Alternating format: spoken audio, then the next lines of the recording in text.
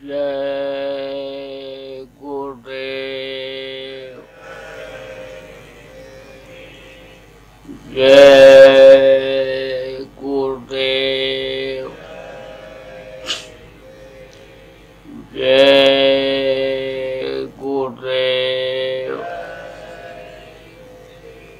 जय गुरुदेव नाम किसका, जय गुरुदेव नाम किसका,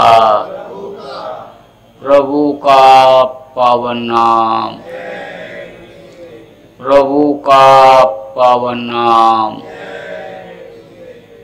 जय गुरुदेव।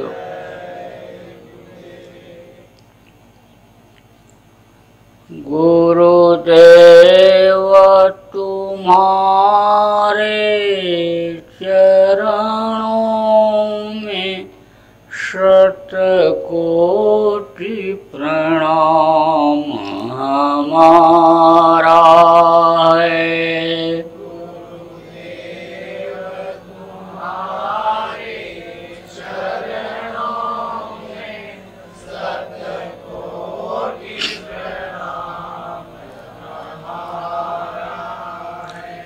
मेरी नैया पार लगा देना, कितनों को पार उतारा है। पार लगा देना, कितनों को पार उतारा है। मैं बालक बुध तुम्हारा, तुम समर्थ पिता हमारे हो।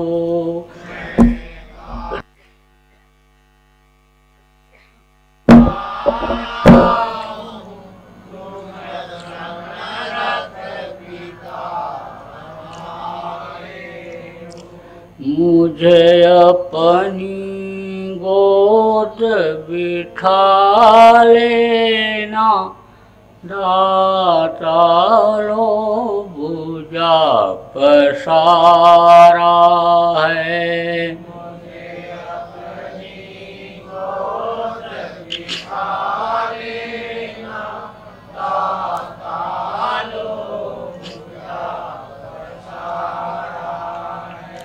यद्यपि संसारी ज्वालाएं हम पर प्रहार कर जाती हैं, यद्यपि संसारी ज्वालाएं हम पर प्रहार कर जाती हैं, पर शीतल करती रहती है तेरी शीतल अमृत धारा है। पर शीतल करती रहती है तेरी शीतल अमृत धारा है। जब आंधी हमें हिला देती, ठंडी जब हमें कपा देती, जब आंधी हमें हिला देती, ठंडी जब हमें कपा देती। मुस्कान तुम्हारे अधरों की दे जाती बड़ा सहारा है। मुस्कान तुम्हारे अधरों की दे जाती बड़ा सहारा है।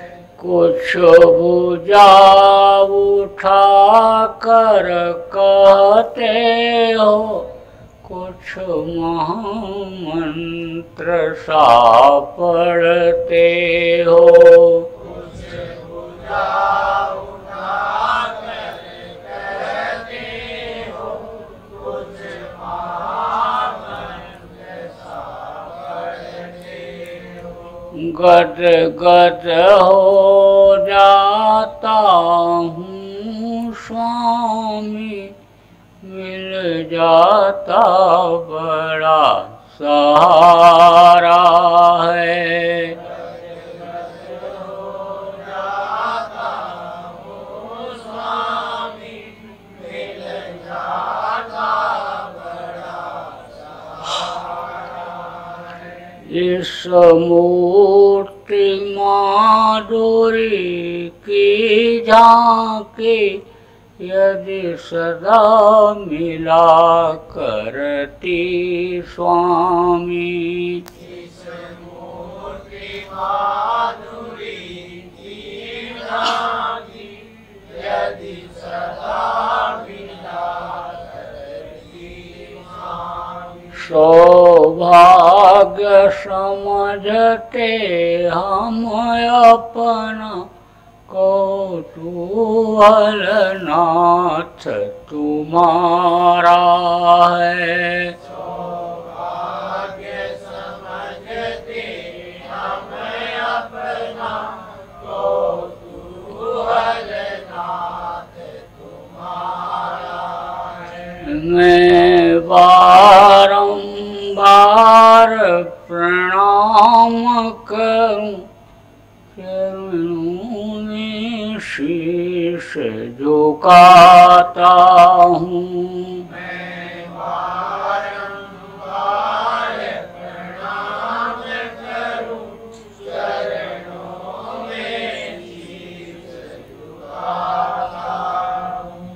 अब पार अवश्य हो जाऊंगा, गुरु ने पतवार संभाला है। अब पार अवश्य हो जाऊंगा, गुरु ने पतवार संभाला है। गुरुदेव तुम्हारे चरणों में शतकोटि प्रणाम हमारा है। गुरुदेव तुम्हारे चरणों में शतकोटि प्रणाम हमारा है। मेरी नैया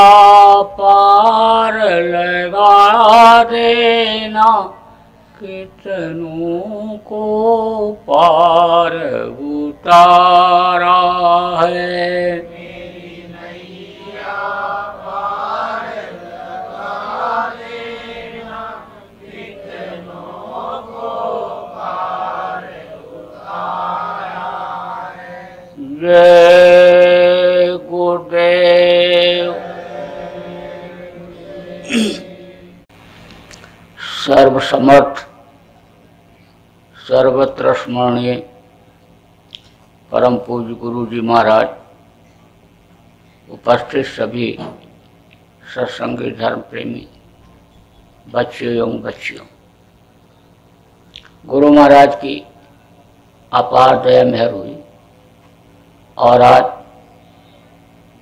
संक्रांति के अवसर पर पंपा सरोवर पर आयोजित 15 जनवरी 2018 को सत्संग के माध्यम से आप लोगों का दर्शन का अवसर मिला। कथा, भागवत, प्रवचन तो आप अक्सर सुनते रहते होंगे, लेकिन सत्संग आपको कम मिलता होगा। जब सत्संग मिलता है तब हर तरह की जानकारी होती है। कथा भागवत में, प्रवचन में तो ज़्यादातर इतिहास की ही बातें सुनाई जाती हैं।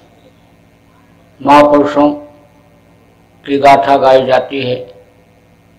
कहाँ जन्म लिए, किस तरह से पले पोसे, किस तरह से उन्होंने त्याग तपस्या किया, जनता के लिए, लोगों के लिए क्या क्या हितकारी काम किया, ये सब बातें उसमें सुनाई जाती हैं। लेकिन जब सत्संग मिलता है तब आत्मा परमात्मा की बात होती है। यह मनुष्य शरीर किस काम के लिए मिला, इसका उद्देश्य क्या है। मनुष्य शरीर जब छूटेगा तो शरीर को चलाने वाली शक्ति, ये जीवात्मा, ये कहाँ जाएगी, इसका क्या हाल होगा, धर्म क्या है, कर्म क्या है, भाई भाई का फर्ज क्या बनता है, पति पत्नी का फर्ज क्या होता है, ये सारी चीज़ें सत्संग से मिलती हैं। सत्संग में ये बातें बताई जाती हैं। कहने का मतलब यह है कि जब सत्संग आदमी को मिलता है तब उसका लोक और परलोक दोनों बनता है। लोक बनाना किसको कहते हैं? कहते हो भाई, ये अच्छा खाना खाते हैं, अच्छा कपड़ा पहनते हैं, अच्छे मकान में रहते हैं, ऊंचे ओहदे पर रहते बैठे हुए हैं, इनकी पत्नी पतिव्रता है, उत्तराज्ञाकारी है, इनका लोक बना हुआ है। पर लोक बनाना किसको कहते हैं? जहाँ पर आप रहते हो यह मृत्यु लोक है। इस मृत्यु लोक में जो भी लोग आए हैं उनको एक दिन छोड़ करके जाना पड़ता है। मृत्यु लोक के जितने भी जीव हैं सबको इस मृत्यु लोक को खाली करना पड़ता है। मृत्यु का मतलब बाहर, और लोक उसको कहते हैं जहाँ जीवों का पसारा होता है। तो जिस लोक से एक दिन सबको बाहर कर दिया जाना होता है वो मृत्यु लोक कहलाता है। तो इस मृत्यु लोक का नियम ही यही है कि जो पेड़ फलता है वो झड़ता है, जो आग यहाँ जलती है वो बुझती है, और जो पैदा होता है वो मरता है। यह है मृत्यु लोक का नियम। और यहाँ जहाँ रहते हो आप, यह है मृत्यु लोक। इसके ऊपर भी लोक हैं, सूर्यलोक, चंद्रलोक, स्वर्गलोक, वैकुंठ लोक, ब्रह्मलोक, पार ब्रह्मलोक, काल महाकाल लोक, सतलोक, अलख लोक, अगम लोक, अनामी लोक, बहुत से लोक हैं। तो जब सत्संग मिलता है तो उन लोकों में भी जाने का रास्ता मालूम हो जाता है। अब जैसे आप पंपा सरोवर में रहते हो, कर्नाटक प्रांत में पड़ता है। अब आपको उत्तर प्रदेश, बिहार, पंजाब, दिल्ली कहीं जाना हो तो दूसरे से पूछोगे कि भाई हमको वहाँ जाना है, हम कैसे जाएंगे? तो जो जानकार होगा वो बताएगा।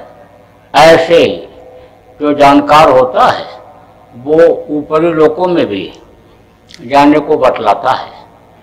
और यह कब संभव होता है? जब सत्संग मिलता है, सद्गुरु मिलते हैं। सद्गुरु जब मिल जाते हैं तो लोक और परलोक दोनों बनाने का रास्ता बता देते हैं। परलोक बनाने के लिए ही मनुष्य शरीर मिला। अब यह है कि शरीर अगर यह काम नहीं करेगा, कमज़ोर हो जाएगा, तो परलोक भी उससे नहीं बन सकता है। कहते हैं भूखे भजन न होए बुआला, और लियो बुआल कंठी माला। कहते हैं भूखे में भगवान भी आने नहीं सुहाता है। कोई भूखा है और भगवान सामने खड़े रहें तो भगवान भी अच्छे नहीं लगते।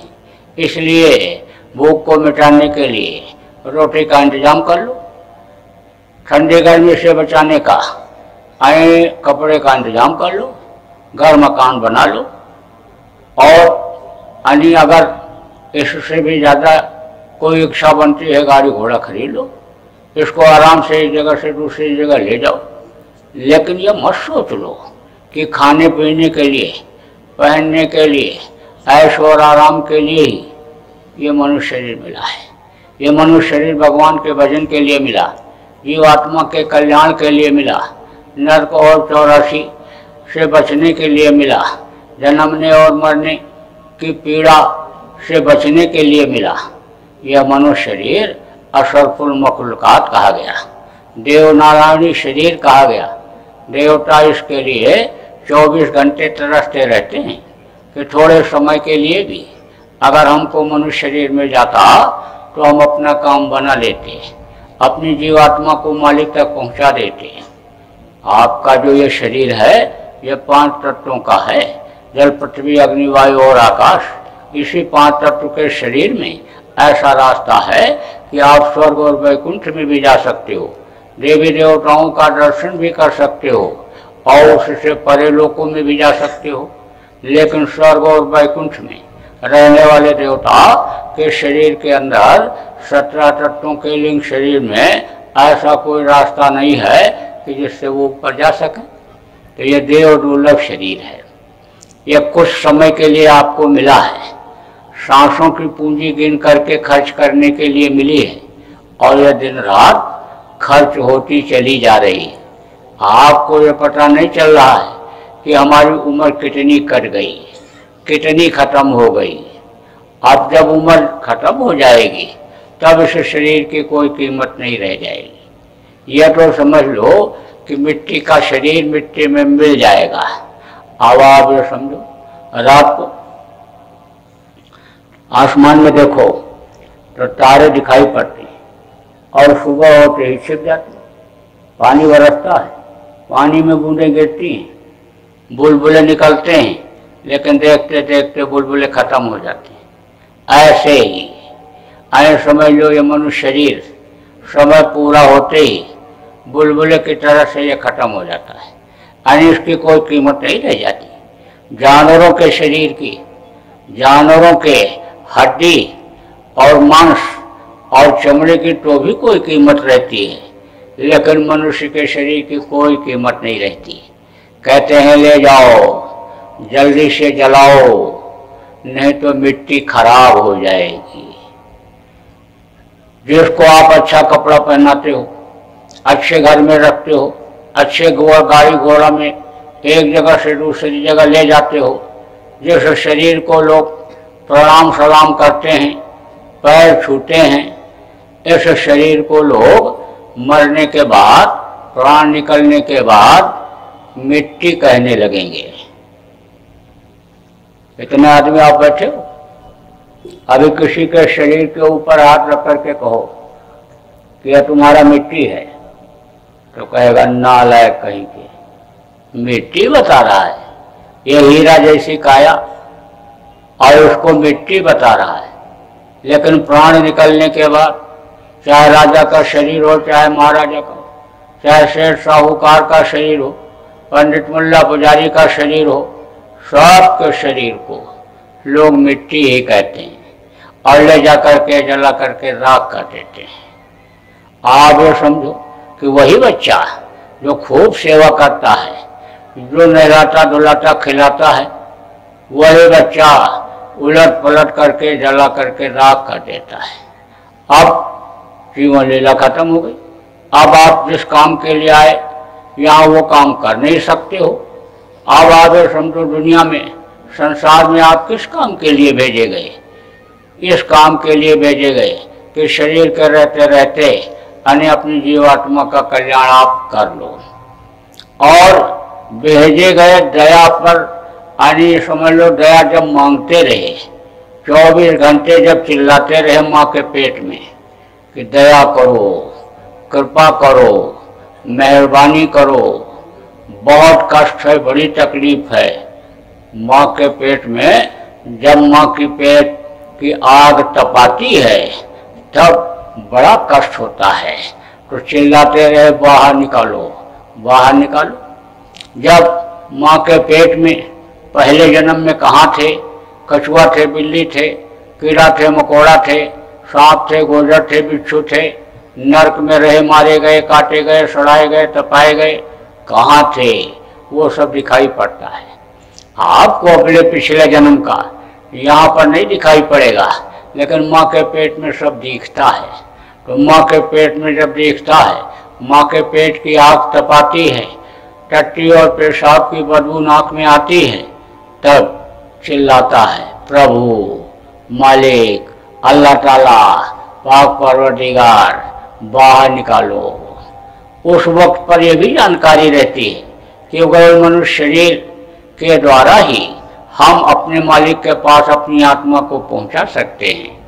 यह भी माँ के पेट में मालूम रहता है कि जब सदगुरु मिलेंगे, सच्चे गुरु समर्थ गुरु मिलेंगे, वो रास्ता बताएंगे, वो दया मेहरबानी करेंगे, तभी हम पार हो सकते हैं, मालिक के पास पहुंच सकते हैं। तो यही प्रार्थना जीव करता है माँ के पेट में कि बाहर निकालो, बाहर निकालो। बाहर निकल करके गुरु की तलाश करके दिन रात भजन करेंगे। लेकिन बाहर आकर भरमिया हो बहुत उठाए पाप। आप समझो कि जो पैर अच्छे काम के लिए दिया बुरे काम के लिए गए, जो हाथ अच्छा काम करने के लिए दिया उससे बुरा काम किया, आंख से बुरा देखा, कान से बुरा सुना, मुंह से बुरा बोले, बुराइयों में ही लग गए। अब जब बुराइयों में लग गए तो बुरे कर्मों की सजा जब मिलने लग गई, बुद्धि खराब हो गई, तो वादा बिल्कुल याद ही नहीं आ रहा है। समझाने पर भी, बताने पर भी जल्दी किसी के समझ में नहीं आता है। आप देखो पंपा सरोवर में क्या इतने ही लोग हैं, बहुत से लोग हैं, लेकिन बस यानी समझ लो पेट के लिए ही, शरीर के लिए ही करने में लोग लगे हुए, उस मालिक को भूल गए जो पैदा होने के पहले माँ के स्तन में दूध भर देता है, परवरिश वो करता है कि अजगर करे न चाकरी और पंछी करे न काम, और दास मलूका कहे गए सबके दाता राम, उसको भूले हुए हैं।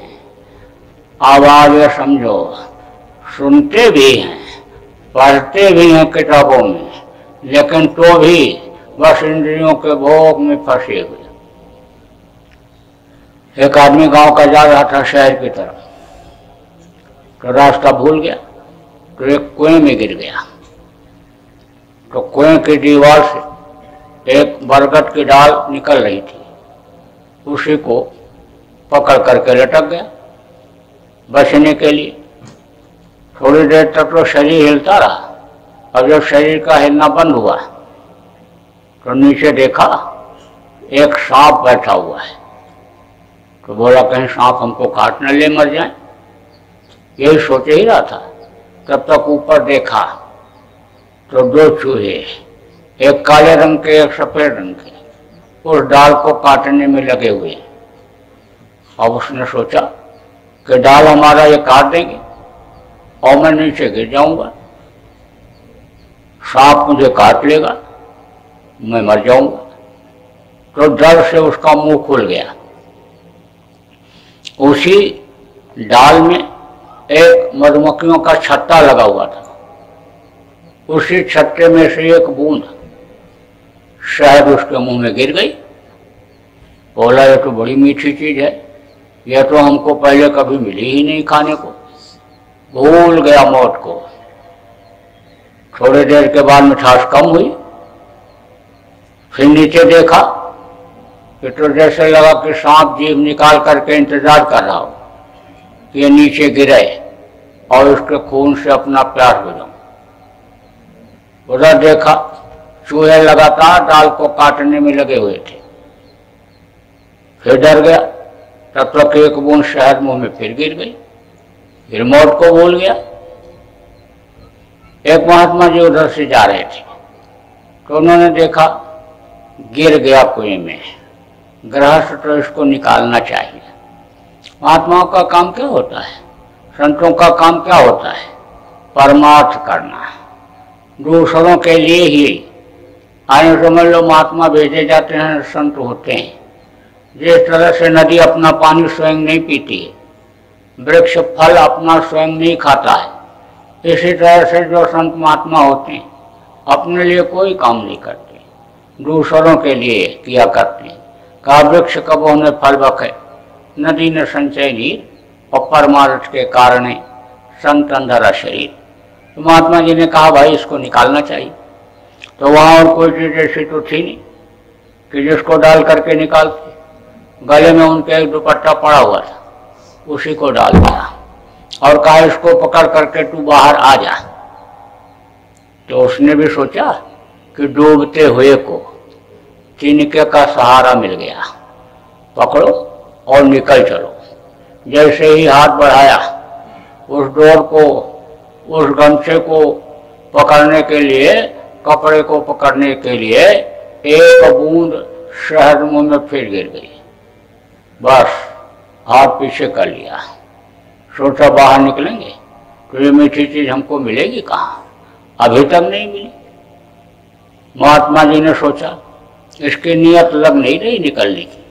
बोले अरे तू मौत को याद कर, अरे मौत को याद कर, तेरी मौत आएगी और जब मौत आ जाएगी तो ये सब कुछ यहीं छूट जाएगा। जो तेरा रुपया पैसा धन दौलत और मान प्रतिष्ठा है ये कुछ तेरे साथ नहीं जाएगा, सब यहीं छूट जाएगा। मैं तुझको निकालना चाहता हूँ, इससे निकालना चाहता हूँ, तू जो बेवकूफ में पड़ा है उससे निकालना चाहता हूँ। पकड़ ले डोर और निकाला बाहर, आ जा। हाथ बढ़ाया तब तक एक बूंद शहद मुंह में फिर गिर गई। बस हाथ पीछे कर लिया और कहा महाराज आप जाओ, हमको इसमें बड़ा सुख है, ये मीठी चीज हमको मिलने वाली नहीं है, आप जाइए। आज का इंसान बेवकूफी में पड़ा हुआ है। यह क्या है, भवसागर कहा गया। ये दुनिया क्या है, भवसागर है, उसमें पड़ा हुआ है। काल इंतजार कर रहा है। काल को आप नहीं देख सकते हो, लेकिन काल आपको देखता रहता है कि जो समय यानी इसको दिया गया वो समय जैसे पूरा हो हम इसको अपने चपेट में ले लें। इसीलिए तो यानी किसी को खबर रहती है कि मैं जा रहा हूँ फला जगह, मैं ख़त्म हो जाऊँगा, मैं दफ्तर जा रहा हूँ, दुकान पर जा रहा हूँ, मैं कमाने जा रहा हूँ और मैं ख़त्म हो जाऊँगा। किसी को कोई पता रहता है, लेकिन जब समय पूरा होता है तो वो किसी का इंतजार नहीं करता, किसी भी समय का घर पर पहुँच जाइए, रोटी पानी खा ले, खाली पेट न ले चलें, कोई इंतजार नहीं, फौरन हुक्म हो जाता है खाली कर दो, अब तुम्हारा समय पूरा हो गया, अब तुमने जो भी अच्छा और बुरा किया अब उसका सजा भोगने के लिए तुम तैयार हो जाओ, तुम्हारा समय पूरा हो गया। तो अब आप समझो कि इस भवसागर में इंसान पड़ा हुआ, काल गाल फैलाए हुए बैठा है। और ये जो काला और सफ़ेद, सफ़ेद किसको कहा गया, दिन को, और काला किसको कहा गया, रात को। तो ये रात दिन जो आते हैं ये उम्र को काटते और ख़त्म करते चले जा रहे हैं। आप तो कहते हो कि मेरे बेटे का जन्मदिन है, आज 8 साल का हो गया, 10 साल का हो गया, पूड़ी बनाओ, मिठाई बनाओ, खाओ और खिलाओ। मेरा बेटा बढ़ रहा है। अरे बढ़ रहा है कि घट रहा है? एक दिन उम्र कम होती जा रही, उम्र खत्म होती जा रही। सालगिरह मनाते हो, 1 साल खत्म हो गया। आप जिस काम के लिए आए थे उस काम को आपने कुछ किया? आप तो पशु और पक्षी की तरह से, कि जैसे पशु और पक्षी आते हैं, खाते हैं, बच्चा पैदा करते हैं और दुनिया संसार छोड़ करके चले जाते हैं, वही काम आप भी करो। तो आप और पशु पक्षी में अंतर क्या रह जाएगा? मनुष्य शरीर पाने का लक्ष्य कैसे पूरा होगा? तो अब आप ये समझो कि मौत जल्दी याद नहीं आ रही है, लेकिन मौत तो आनी ही आनी है। आदमी सोचता ही नहीं है कि भाई यह दुनिया संसार खाली करना पड़ेगा। बाप दादा भी यही कहते कहते चले गए, ये घर मेरा, ये घर मेरा, और उसी घर को हम बना रहे, सजा रहे, संवार रहे। वो घर हमको छोड़ना पड़ेगा। ये रुपया पैसा धन दौलत जो हमारे पिताजी हमको दे करके गए, उसको हमको बच्चों के लिए छोड़ कर जाना पड़ेगा। ये किसी को होश आ रहा है? कभी कभी होश आता है जब किसी मुर्दा को जलवाने के लिए, गड़वाने के लिए शमशान घाट पर जाता है। जब तक मुर्दा जलाने की तैयारी होती है, लोग बैठ करके बहुत अच्छी अच्छी बातें करते हैं। क्या गया बेचारे के साथ, सब कुछ यहीं छूट गया। नंगा रह करके, भूखा रह करके दान कमाया, मकान बनाया, बाल बच्चों को पढ़ाया लिखाया, रोजी रोजगार में लगाया, धन पुत्र परिवार सब कुछ होते हुए देखो कोई चीज साथ नहीं गई। हंसा अकेले उड़ गया। तो दूसरा कहता है भाई यही हाल सबका होगा, सबको छोड़ करके जाना पड़ेगा। तो तीसरा कहता है इसीलिए तो कहा गया कि सब कुछ यहीं के लिए मत करो, कुछ वहाँ के लिए भी करो। किसी जानकार को खोजो, समर्थ गुरु की तलाश करो, उनसे रास्ता ले करके थोड़ा समय अपनी आत्मा के लिए भी निकालो। आप नौजवान सब सुनता रहता है, कहता है बात तो ये सब सही कह रहे हैं, लेकिन अभी तो हमारी गृहस्थी कच्ची है, बच्चे छोटे छोटे हैं, घर मकान बना नहीं, कमाऊंगा नहीं तो खाऊंगा क्या, बच्चों को क्या खिलाऊंगा, क्या तरक्की कर पाऊंगा। अरे भाई गृहस्थी मेरी सेट हो जाए फिर तो हमको इसी काम में लगना ही लगना है। अब हमारे समझ में ये आ गया कि ये जो मनुष्य शरीर मिला भजन पूजन के लिए मिला है, भोग में फंसाने के लिए नहीं मिला है। उतना ही काम दुनिया का करना है, शरीर जिससे सुखी रहे, ये निरोगी रहे और इससे अपना काम बनाओ, अपने वतन मालिक के पास जीवात्मा को ले जाओ। अब ये चीज तो हमारे समझ में आ गया, लेकिन ये गृहस्थी मेरी सेट हो जाए जल्दी से। बस लौट करके शमशान घाट से आता है और गृहस्थी को सेट करने लगता है, और किसी की गृहस्थी सेट होती ही नहीं है। क्यों? क्योंकि उस मालिक पर से विश्वास हट जाता है। जिसने ये दुनिया बनाया, जिसने ये संसार बनाया, और जब जो सबको खिलाता है, सबको देता है, उस पर अगर विश्वास हो जाए तो प्रारब्ध हर इंसान, हर आदमी के साथ जुड़ा हुआ है। कहते हैं भाग्य में जो होगा वो मिलेगा। और संत के शरण में अगर पहुंच जाए तो संतों के पास तो वो पावर होती है कि जो चीज भाग्य की भी नहीं होती है और भक्त की इच्छा उसके लिए हो जाती है, तो वो अपने पावर, अपनी शक्ति से उसको भी दे दिया करते हैं। तो मोटी बात आप ये समझो कि आपको ये बातें इसलिए सुना रहा हूं कि दोबारा फिर जल्दी ये मनुष्य शरीर मिलने वाला नहीं है। और अब की बार अगर आप चूक गए और आप अपने शरीर से भगवान का भजन, सच्ची पूजा, सच्ची उपासना नहीं किया और खाने पीने मौज मस्ती में ही अपने शरीर को लगा दिया, तो अंत दुखदाई, आखिरी वक्त पर तकलीफ होती है। देखो बहुत से लोग तो आराम से चले जाते हैं दुनिया संसार से। कुछ लोगों की देखो आंखें खुली रहती हैं, कुछ के मुंह खुल जाते हैं, और कुछ देखो अन्य तड़पते हुए, अन्य चिल्लाते रोते हुए जाते हैं, जिनका टट्टी और पेशाब आने तक हो जाता है आखिरी वक्त पर।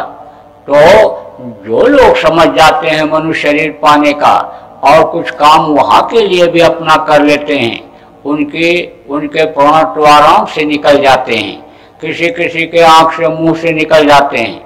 लेकिन जो पापी कुकर्मी जीव होते हैं, शरीर के लिए चोरी किया, शरीर को सुखी रखने के लिए व्यभिचार किया, आने समझ लो कि कत्ल किया, और समझ लो कि दिल को दुखाया, जो इस शरीर से पाप करते रहते हैं, उनके प्राणों को यमराज के दूत मार मार करके, झुलसा झुलसा करके, मशाल दिखा दिखा करके, मुकदर हथौड़ी से कूट कूट करके आखिरी वक्त पर इसको निकालते हैं। और निकाल करके समझ लो ये शरीर तो अलग हो जाता है, पिशाच के शरीर में बंद कर देते हैं और ले जाते हैं कहाँ? यमराज के पास, यमपुरी में सामने पेश करते हैं। अब वो डांटता है, फटकारता है और कहता तुमने पाप किया। तो अब उस वक्त पर तो वो भूला हुआ होता है, जो होता भूला हुआ होता, क्योंकि भूलने की आदत होती है। परसों किए कल भूल गए, और कल किए हो आज भूल गए, और आज कर रहे हो कल भूल जाओ। और बहुत से लोग तो कहते हैं आंख बचा करके कर लो, क्या कहीं कोई देख रहा है? कहते हैं मार दो, काट दो, कुछ नहीं होगा। हाई कोर्ट, सुप्रीम कोर्ट से अच्छा वकील रख करके, जज के पास सिफारिश लगा करके मुकदमा जीत लेंगे। अब आप ये समझो कि जिसको आप नहीं देख पा रहे हो वो आपके सब अच्छाई और बुराई को पल पल क्षण क्षण देख रहा है। उसके जो दो दूत पैदा होते ही दोनों कंधों पर बैठा दिए गए, वो सब देखते हैं और वो सब टेप कर लेते हैं और वो वहां पहुंचा देते हैं। आज यमराज जब दांता फटकारता है तो जीव तो कहता कि हमको किसी ने बताया नहीं, हम तो कुछ सुने समझे ही नहीं, तो बस वो ऐसे ही दिखा देगा।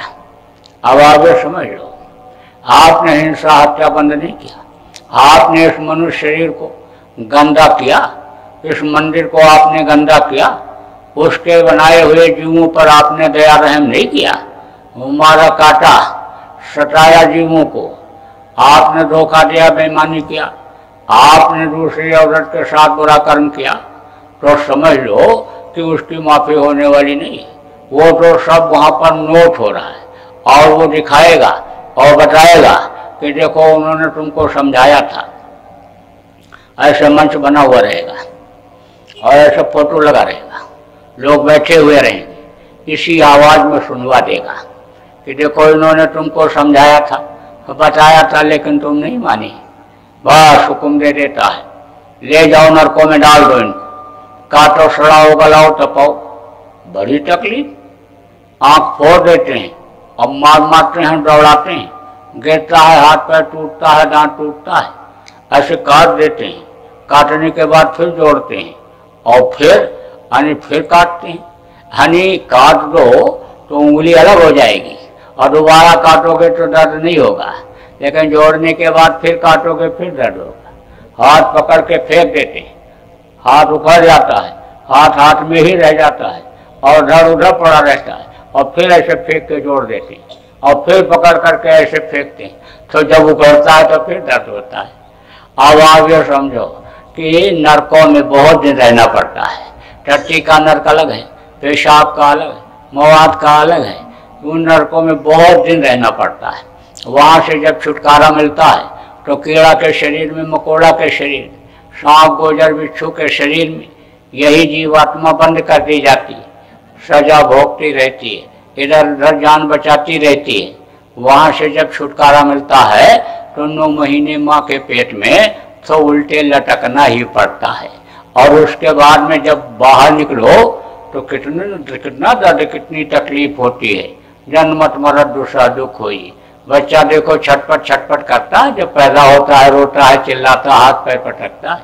हाँ, उसका रोना आप समझ नहीं पाते हो, कोई समझ में आपके नहीं आता है, तो बहुत से लोग ले जाते हो डॉक्टर के यहाँ और वो इंजेक्शन लगा देता है तो नींद आ जाती है। नींद का इंजेक्शन लगाते नींद आ जाती है, लेकिन उससे सिस्टम बिगड़ जाता है। अब बताऊं क्यों रोता है, ये भी बता दूं। ये गर्मी और ठंडी उसके नंगे शरीर में इस कदर लगती है कि मालूम पड़ता सैकड़ों सुई कोई चुभ रहा है, क्योंकि आज तक कोई भी बच्चा सूट बूट पहनकर तो पैदा नहीं हुआ, चड्डी बनियान पहनकर तो पैदा नहीं हुआ, सब नंगे पैदा होते हैं। कोमल शरीर रहता है माँ के पेट में एकदम। आने समय लोग शरीर उसका जब बनता है तो कोमल रहता, मुलायम रहता है। हाँ, उसमें बड़ी गर्मी ठंडी लगती है। अब बाहर निकलते ही दूसरा रोने का और भी कारण है। जब 5 महीना 10 दिन का माँ के पेट में बच्चा हो जाता है तो मालिक का दर्शन होने लगता है और बराबर दर्शन होता है जब तक माँ के पेट में रहता है। लेकिन जैसे बाहर निकलता है तैसे उस आँख के ऊपर पर्दा पड़ जाता है जिससे उसका दर्शन होता है। वह दर्शन होना जब बंद हुआ तब चिल्लाया, कहाँ कहाँ कहाँ कहाँ कहाँ। अब आगे समझ लो कि पैदा हुए तब रोए, दूध नहीं मिला तब रोए, स्कूल जाने को हुआ तब रोए, नौकरी नहीं मिली तब रोए, शादी नहीं हुई तब रोए, और शादी हो गई तब रो रहे हैं, बच्चा नहीं पैदा हो रहा तो रो रहे हैं, और जिनके ज्यादा बच्चे हो रहे तो रो रहे हैं। कैसे ये भी बता दें। मान लो किसी के बच्चा नहीं हो रहा है तो बच्चे के लिए आदमी औरत कुछ भी करने को तैयार हो जाता है। कह दो चलो गया में पिंडदान करियो, वैष्णो देवी चुनरी चढ़ाओ, चलो तुम मजार पर चद्दर चढ़ा दो, चलो काली माता के मूर्ति के सामने बकरा काट करके चढ़ा दो, तो वो भी कर डालता है। ऐसा जघन्य पाप जीव हत्या कि जो हर जगह पर अनिवर्जित है। हर धर्म में जितने महापुरुष हुए सब लोगों ने हिंसा हत्या को मना किया, लेकिन स्वार्थ में वो भी कर डालता है। अब जिसके 4 बच्चे हैं उससे कहो दादाजी आप बड़े भाग्यशाली हो, आपके 4 बच्चे, 4 बहुएं खूब सेवा करते होंगे। तब क्या कहता है, ये मर जाते तो ठीक था, ये जैन जीने नहीं दे रहे, जान के लाले पड़ रहे। कारण क्या है, समय बदल गया, वक्त बदल गया। आप एक ऐतिहासिक स्थान पर यहाँ रहते हो, इसका एक इतिहास है। किसकी वजह से? राम की वजह से। देखो, राम ने पिता के आदेश का पालन किया और राजगद्दी पर ठोकर मार करके और इधर जंगल की तरफ चले आए। अब आप देखो कि भाई भाई के प्रेम में जंगल चलाया, और अब देखो भाई भाई के खून का प्यासा हो रहा है। अब देखो बेटा बाप के सीने में रिवॉल्वर लगा करके और जमीन जायदाद लिखा ले रहा है, तो अनिल समझ लो है कि रोना रोना तो रहेगा ही। अरे भाई देखो, लड़ाई झगड़ा घर घर में हो रहा है, क्योंकि तो तरीका सीख नहीं पाए रहने का। सास बहू लड़ रही, भाई भाई लड़ रहे हैं, पति पत्नी लड़ रहे हैं, 2 महीना भी नहीं होता है, आने समझ लो शादी का, और दहेज के मुकदमे चालू हो जाते हैं, तलाक के मुकदमे चालू हो जाते हैं। अब उसका कारण क्या है? कारण यही है कि तू डाल डाल तो मैं बात बात, अहंकार भरा हुआ है। अगर छोटापन आ जाए, बर्दाश्त की शक्ति आ जाए, तो अभी घर में बहुत आराम से सेट हो जाए। शंका बड़ी बड़ी बुरी बला होती है। शंका किसी छोटी सी बात पर भी हो जाती है तो मुकदमे चालू हो जाते हैं। अरे भाई, आप अरे समझ लो कि शाकाहारी भोजन खाओ, तो शाकाहारी भोजन खाने से अरे समझ लो कि क्रोध उतना नहीं आता है जितना मांसाहारी भोजन से होता है। मांस खाने वाले का खून अरे समझ लो कि बेमेल हो जाता है और खून गर्म हो जाता है। कैसे, ये भी आपको बता दें। एक कमरे में 4 बैल बंद कर दो और एक कमरे में 4 कुत्ता बंद कर दो। शाम को बैलों के लिए चारा डाल दो और कुत्ते के लिए रोटी डाल दो। बैल आराम से चारा खाएंगे, जुगाली करेंगे और गोबर करेंगे, और सुबह जब दरवाजा खोलोगे तो आराम से निकल जाएंगे। कुत्ते रोटी खाएंगे और रात भर भूखेंगे। जब सुबह दरवाजा खोलोगे तो किसी का कान कटा हुआ, किसी की पूंछ कटी हुई और किसी के पेट से खून अन्न निकलता हुआ दिखेगा। उसका क्या कारण है? कारण यही है कि मांसाहारी, खून गर्म होता है, गर्म होता है तो क्रोध आता है। अब जब खान पान खराब हो जाएगा तो क्रोध आएगा ही, बुद्धि के ऊपर उसका असर पड़ता है। देखो, आप कोई गरिष्ठ तर्राक चीज खा लो तो कहते हो भाई दिमाग काम नहीं कर रहा है। डॉक्टर के पास जाते हो तो वो कहता है कि ब्लड प्रेशर हाई हो गया, रक्तचाप तेज हो गया।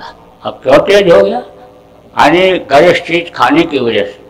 आप गर्म पानी में रोटी डाल दो, थोड़ी देर के बाद गलना शुरू हो जाता है और मांस का टुकड़ा डालो, जल्दी गलेगा।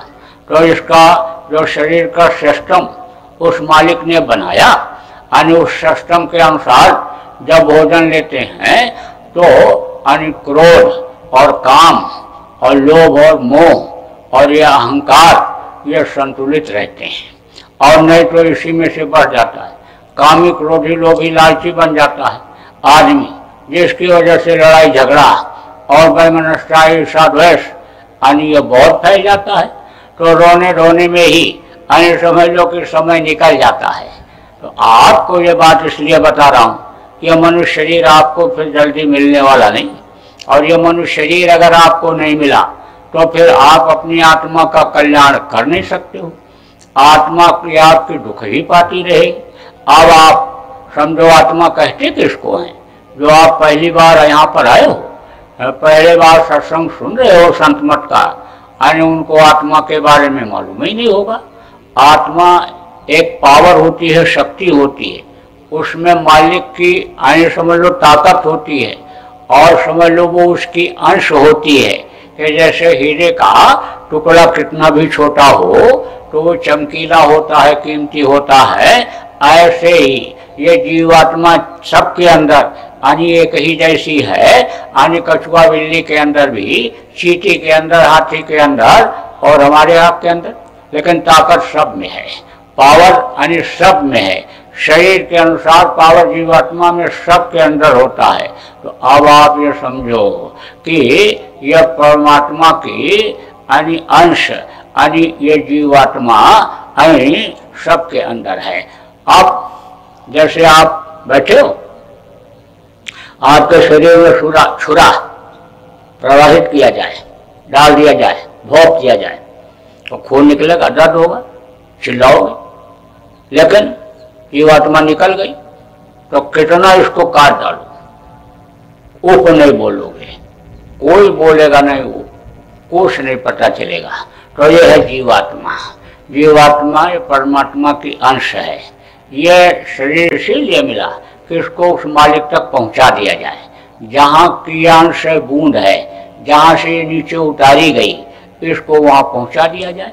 अब मान लो मनुष्य शरीर भी आपको मिल गया शरीर छोड़ने के बाद, लेकिन सदगुरु नहीं मिले, रास्ता बताने वाले नहीं मिले, तो भटक भटक सब भटका खाया और सदगुरु बिन कोई राह न पाया। यानी सदगुरु अलग होते हैं और गुरु अलग होते हैं। जैसे कोई 5 क्लास को पढ़ाता है तो वो भी मास्टर होता है, 8 को पढ़ाने वाला, 10 को पढ़ाने वाला, वो भी मास्टर ही कहलाता है। अब आप कहो कि मेरे यानी लड़के को आप यानी समझ लो डॉक्टर बना दो, यानी इंजीनियर बना दो 10 पढ़ाने वाले मास्टर जी से, तो वो बना नहीं सकते। वो तो डॉक्टर बनाने वाले, डॉक्टरी पढ़ाने वाले अलग होते हैं, इंजीनियर बनाने वाले अलग होते हैं। काम वही करते हैं, पढ़ाने का ही करते हैं, दर्जा ऊंचा होता है, सम्मानित स्थान होता है, लेकिन आप समझ लो कि पढ़ाई अलग अलग होती है, जानकारी अलग अलग होती है। तो जो छोटी चीज़ों को भी बतला देते हैं, कोई काम आने दुनिया का करना सिखा बता देते हैं, आने समझ लो कि वो भी गुरु कहलाते हैं। अच्छा काम बुरा काम करने वाले को भी लोग गुरु कहने लगते हैं, चोरी सिखाने वाले को भी लोग गुरु कहने लग जाते हैं। तो गुरु तो कई तरह के बताएंगे। पहला गुरु पितर और माता जो है रक्त बीज के दाता, दूसर गुरु भई वो दाई, गर्भवास की मैं छुड़ाई, तीसर गुरु ने नाम उचारा, गांव देश के लोग पुकारा, चौथा गुरु ने शिक्षा दीना, तब संसारी वस्तु चीना, पांचवां गुरु ने दीक्षा दीना, रामकृष्ण का सुमिरन कीना, छठवां गुरु ने सब भ्रम तोड़ा, ओंकार से नाता जोड़ा, लेकिन 7वां गुरु सत शब्द लिखावा। अब जहाँ का जीव तहाँ पहुँचावा। माता पिता को भी जो रज बीज का दान करते हैं उनको भी गुरु बताया गया, जो नाव काटती है उसको भी गुरु बताया गया, जो पेड़ पौधा आए पत्थर और गंगा यमुना और ये देवी देवता इनका थोड़ा भी ज्ञान कराते हैं, काका बाबा पढ़ा देते हैं, वो भी गुरु हैं। अब आप समझ लो यानी कि जो रामकृष्ण का सुमिरन कराते हैं वो भी गुरु हैं, और समझ लो ओंकार का भेद बताते हैं वो भी गुरु हैं। लेकिन समर्थ गुरु, सच्चा गुरु, सदगुरु किसको कहा गया? जो शब्द भेदी गुरु होता है। 7वां गुरु सत शब्द लिखावा। शब्द से ही ये सारा संसार बना, अंडपिंड ब्रह्मांड सब जितने देवी देवता सब शब्द से बने। इसीलिए तो कहा गया 2.5 अक्षर प्रेम से पढ़ सो पंडित होए, पोथी पढ़ पर जग मुआ पंडित भया न कोई। स अदा ब अदा शब्द, इसी से सब कुछ बना। तो कहा शब्द भेदी जो गुरु होते हैं, इस सूरत को, इस जीवात्मा को शब्द के साथ जोड़ने का जो तरीका बतलाते हैं वो सदगुरु हुआ करते हैं। तो हमारे गुरु महाराज पूरे सदगुरु थे, पूरे संत थे। उन्होंने बहुत से लोगों को रास्ता बताया आत्मा के कल्याण का और रास्ता पर चलाया, और कितने लोगों को मंजिल तक पहुंचा भी दिया। अब वो इस दुख के संसार में दुख झेलने के लिए आने वाले नहीं हैं। और जाने से पहले ही मेरे लिए हुक्म दे करके गए थे कि ये लोगों को बताएंगे, पुराने लोगों की संभाल करेंगे और नए को ये नाम दान देंगे।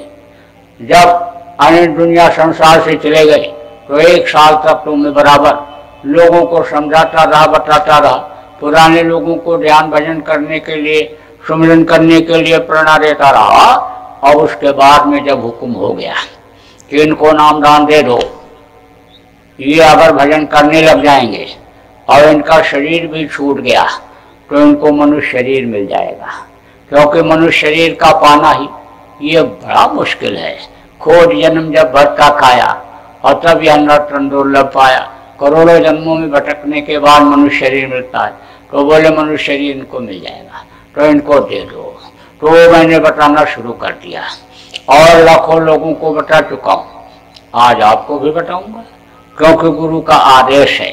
आप पहली बार बहुत से लोग आए हो, अभी संत मत को समझते भी नहीं हो, लेकिन आपको भी बता दिया जाएगा, क्योंकि किसी के जिंदगी का कोई ठिकाना नहीं।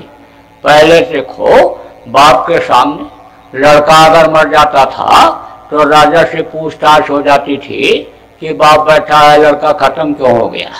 लेकिन इस समय पर आदमी घर से निकले, कोई गारंटी नहीं है कि 2 घंटे के बाद ठीक ठाक अपने घर में वापस आ जाएगा। इसलिए यानी आपको बता दिया जाएगा कि आप थोड़ा देर करने लगोगे तो कम से कम अकाल मृत्यु से तो बचोगे। यानी बीच में यानी आपका शरीर तो नहीं छूटेगा, पूरा होने के बाद ही तो आप जाओगे, मनुष्य शरीर के आप अधिकारी तो बन जाओगे।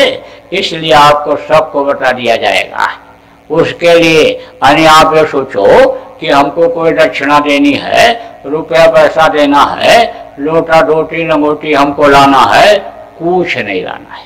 कोई फूल पत्ती वाला कोई प्रसाद आपको नहीं लाना है।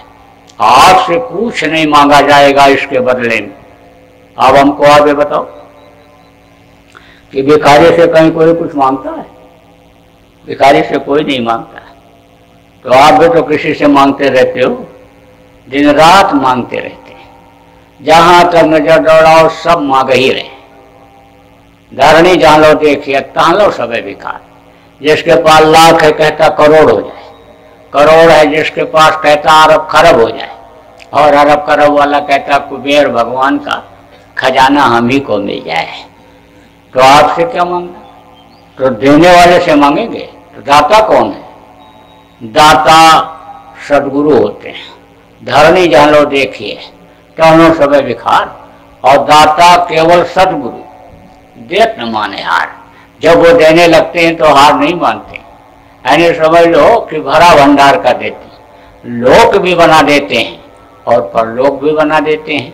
तो गुरु महाराज हमारे तो हमको देते हैं। कल जिस चीज की जरूरत है दुनिया की, वो चीज मेरे लिए आज हाजिर कर देते हैं।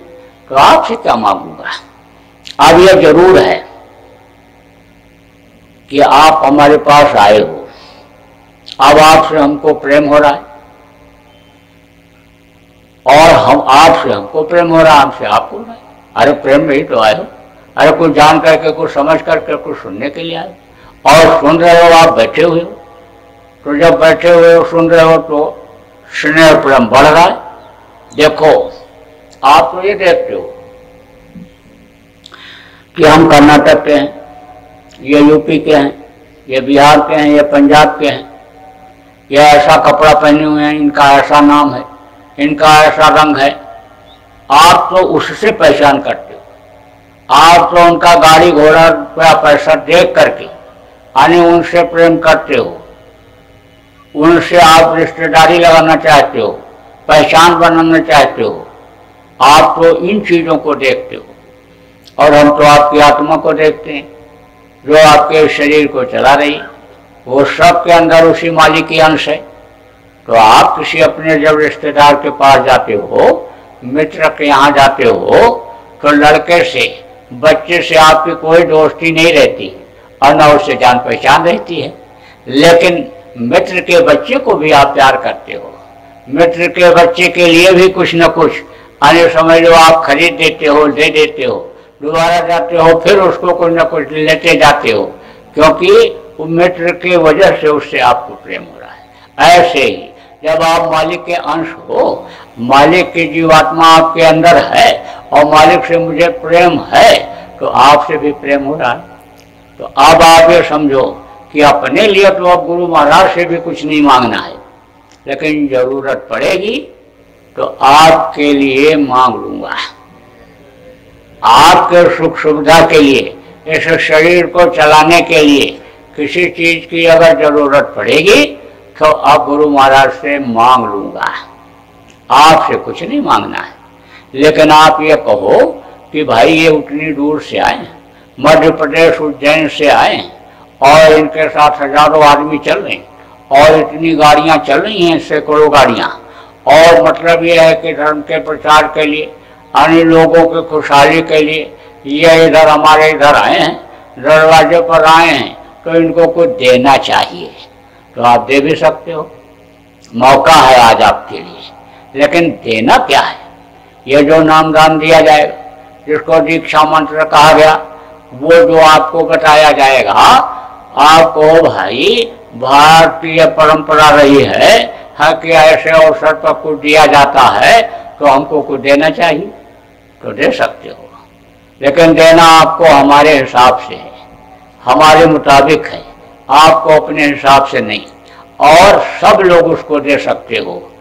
देखो दुनिया की दौलत और दुनिया की चीज समझ लो एक जैसी तो सबसे नहीं मांगी जा सकती है, लेकिन यह तो सब लोग दे सकते हो। तो देना क्या है? आप अपनी बुराइयों को यहीं छोड़ जाओ, बुरे कर्म मत करना। जो भी अभी तक आपने मांस खाया, मछली खाया, अंडा खाया, शराब पिया, ताड़ी अफीम का सेवन किया, दूसरी औरत के साथ बुरा कर्म किया, अब मत करना। देखो मांस मनुष्य का भोजन नहीं, मांस खाने वाले को सजा मिलती है, बुद्धि खराब हो जाती है। देखो रावण कितना विद्वान बलवान था, सोने की लंका थी, 1 लाख लड़के 1.25 लाख नाती थे, इतना बलवान था कि उसके सामने मैदान में लड़ाई में कोई टिकता नहीं था, और उत्तम कुल पुलस ऋषि का नाती था, 4 वेद 6 शास्त्र 18 पुराण का ज्ञाता था, कहता था जमीन से लेकर स्वर्ग तक सीढ़ी लगा दूंगा और सीढ़ी पर चढ़ करके लोग सब पहुंच जाएंगे। लेकिन मांस खाने, शराब पीने और दूसरे के औरत को गलत नजर देखने की वजह से उसको राक्षस कहा गया और सर्वनाश हो गया, एक भी नहीं बचा। तो देखो ऐसा काम मत करना। देखो जो जानवरों को मारता है, काटता है, लाता है और मांस को पकाता है, खाता है या खिलाता है किसी को, बराबर पाप लगता है। इसलिए अब मांस घर में नहीं आना चाहिए। अब जीव हत्या मत करना, तौबा कर लो, कान पकड़ लो कि अब गलती नहीं करेंगे, और अभी तक जो गलती हो गई उसके लिए उस मालिक से माफी मांग लेना। देखो मछली तालाब की सफाई के लिए बनाई गई, कोई भी गंदी चीज आप तालाब में डाल दो तो मछली खा जाती है। खकार के थूक दो, टट्टी करके धोने के लिए जाओ, कोई गाय बैल भैंस सुअर बह करके नदी तालाब में आ गया तो मछली उसको खाएगी। अब कितनी गंदी है मछली, कितनी गंदी चीज है। जब मर जाती है, पानी के ऊपर तैरती है, तो गिद्ध और कौवा खाते। तो गिद्ध और कौवा का खाना जब आदमी खाएगा तो बुद्धि सही रहेगी? कभी नहीं सही रहेगी। मछली मत खाना। अंडा क्या है? ये मात्राएं मासिक धर्म होती, खराब खून इकट्ठा हो जाता है तो उसका बच्चा बन जाता है। मुर्गियों का खराब खून और उनके टट्टी पेशाब का खराब हिस्सा जब इकट्ठा हो जाता है तो वही अंडा बन जाता है। औरत का खराब खून इकट्ठा हुआ, बच्चा बन गया। यानी मात्राएं मासिक धर्म होती हैं तो खराब खून इकट्ठा होता है तो उसका बच्चा बनता है, और मुर्गियों का खराब खून इकट्ठा होता है तो उसका अंडा बन जाता है। और मुर्गी खाती क्या है? गंदी चीजों को। आप कोई कीड़ा पकड़ो और उसके ऊपर रबड़ी, मलाई या मिठाई, कोई बढ़िया चीज खाने की लगा दो और लगा के उसके सामने डाल दो, तो यानी समझ लो कि मुर्गी कीड़े को पकड़ेगी और ऐसे हिलाएगी ऐसे, और जब वो मिठाई और जो अच्छी चीज लगी है वो जब गिर जाएगी नीचे, खाली कीड़ा बचेगा तब खाएगी। देख लो ऐसा कहाँ कहाँ चुनती है, कहाँ खाती है? गंदी जगहों पे, नाली के किनारे, ऐसे जहाँ कूड़ा करकट पड़ा रहता है वहीं मुर्गी घूम करके वहीं खाती है, तो बड़ी गंदी। और उसका खून बना और खराब खून इकट्ठा हुआ और उसको खाया। तो कहते हैं कि डॉक्टर लोग जो नहीं जानकार हैं कि अंडा खाओ, अंडा खाओगे तो ताकत आ जाएगी, ताकत नहीं आती, ताकत क्षीण हो जाती है। अब आप ये समझो कि ये जो वैज्ञानिक और ये जो डॉक्टर अंडा खाते और खिलाते हैं, ये सब अज्ञानी है, इनको कोई ज्ञान नहीं। अरे विज्ञान उस समय का याद करो कि जब हनुमान जी संजीवनी बूटी लेने के लिए गए थे तो कोई हेलीकॉप्टर हवाई जहाज पर बैठकर गए थे? उड़ करके गए थे और पूरा पहाड़ उठा करके ले आए थे। कोई ऐसा हवाई जहाज बना कि जो पहाड़ उठा करके ले आवे? इसलिए डॉक्टर कितना भी टर टर करता रहे, न तो अंडा खाना न बच्चों को खिलाना। और बच्चों को तो यही सिखा दो कि बाहर की चीज कोई खाओ ही नहीं, क्योंकि मिलावटी चीजें बाजार में बहुत आ गई। ये दीन और ईमान लोगों ने पैसे के लिए बेच दिया। अब वो जो मिलावटी चीजें नहीं, वो बच्चे के किडनी को ही खाई जा रही, लीवर ही खत्म कर दे रही। समझ लो कि छोटे छोटे बच्चों को बवासीर और बकंदर होने लग गया। आप समझ लो कि टीबी और हार्ट अटैक की बीमारी होने लग गई। तो यानी चटपटी चीजें तो रहती हैं, देखने में तो सुंदर लगती हैं, लेकिन बहुत नुकसान करती हैं। इसलिए यही आदत डालो कि बाजार की चीजों को कम खाना पड़े और बच्चों को भी यही सिखाओ। और देखो, शराब मत पीना। शराब में 1000 बुराई। जो शराब पीता, मांस खाता, व्यभिचार करता, खून कत्ल करता, बाल बच्चों को मारता, जमीन जायदाद को बेचता, क्या क्या बुरा कर्म नहीं करता है। एक बार अकबर ने बीरबल से कहा कि ये बताओ दुनिया में सबसे बुरी चीज क्या है? तो उन्होंने कहा कि हमको थोड़ा समय दीजिए तो हम बताएंगे। बोले ठीक है। तो एक बगीचा था महल के पीछे, उसमें उन्होंने एक मंदिर बनवाया, जिसमें 4 दरवाजे लगवाए। एक नंबर दरवाजे पर एक आदमी को तलवार लेकर के खड़ा कर दिया और एक लड़के को बैठा दिया, छोटे बच्चे को। दूसरे नंबर दरवाजे पर दरवाजे पर एक औरत को बैठा दिया, सुंदर औरत को लाकर बैठा दिया। तीसरे नंबर पर मांस के टुकड़ों को तलवा बनवा करके रखवा दिया और एक सिपाही खड़ा कर दिया। 4 नंबर दरवाजे पर शराब की बोतलें रखवा दी और एक सिपाही खड़ा कर दिया। एक नगर के महात्मा को ला करके आने उसमें मंदिर में बैठा दिया। वो अपने चेले के साथ आ रहे थे, चेले को बाहर रोक दिया और गुरुजी को अंदर बैठा दिया। थोड़ी देर के बाद गुरुजी ने आवाज लगाया चेले के लिए, कहा तुम मेरे पास आ जाओ। 1 नंबर दरवाजे से जैसे जाने लगा, जो सिपाही खड़ा हुआ था उसने कहा इस लड़के का कत्ल कर दो और फिर तुम चले जाओ। उसने कहा मानव हत्या, इतना बड़ा पाप तो कोई पाप ही नहीं होता है भाई। ये तो मंदिर है, भगवान का बनाया हुआ मंदिर है, इसको तो गंदा भी नहीं करते कोई गंदी चीज डाल करके कि पूजा उपासना कबूल नहीं होगी। इसमें ख्वाहिश भी नहीं रखते हैं, निष्पक्ष भाव से सेवा कर, निष्पक्ष प्रेम से सेवा करते, कोई पक्षपात नहीं होता है, कोई फायदे का नहीं होता है, निस्वार्थ ही इससे भजन पूजन करते हैं मालिक का। तो इसको तो गंदा भी नहीं करते हैं और इसको हम कैसे ढा दें? मानो हम तो मानव मंदिर को तो हम ढाएंगे नहीं, आदमी की हत्या करेंगे नहीं, हम तो किसी पशु पक्षी की भी हत्या नहीं करते हैं, सब में उस मालिक को देखते हैं, तो हम यह काम नहीं करेंगे। तो सिपाही ने कहा तो फिर तुम दूसरे दरवाजे से जाओ, इसमें और भी दरवाजे हैं। 2 नंबर दरवाजे पर जब पहुंचा तो औरत ने कहा तुम मेरे साथ गलत काम करो। उसने कहा तुम तो मेरी माँ और बहन की तरह से हो। भारत की यह संस्कृति रही है कि दूसरे के धन को लोग जहर से जहर मानते और दूसरे की माँ बहन को अपनी माँ और बहन की तरह से समझा करते। तो कहा यह काम तो मेरे से नहीं होगा। तो औरत ने कहा तो फिर और किसी दरवाजे से जाओ।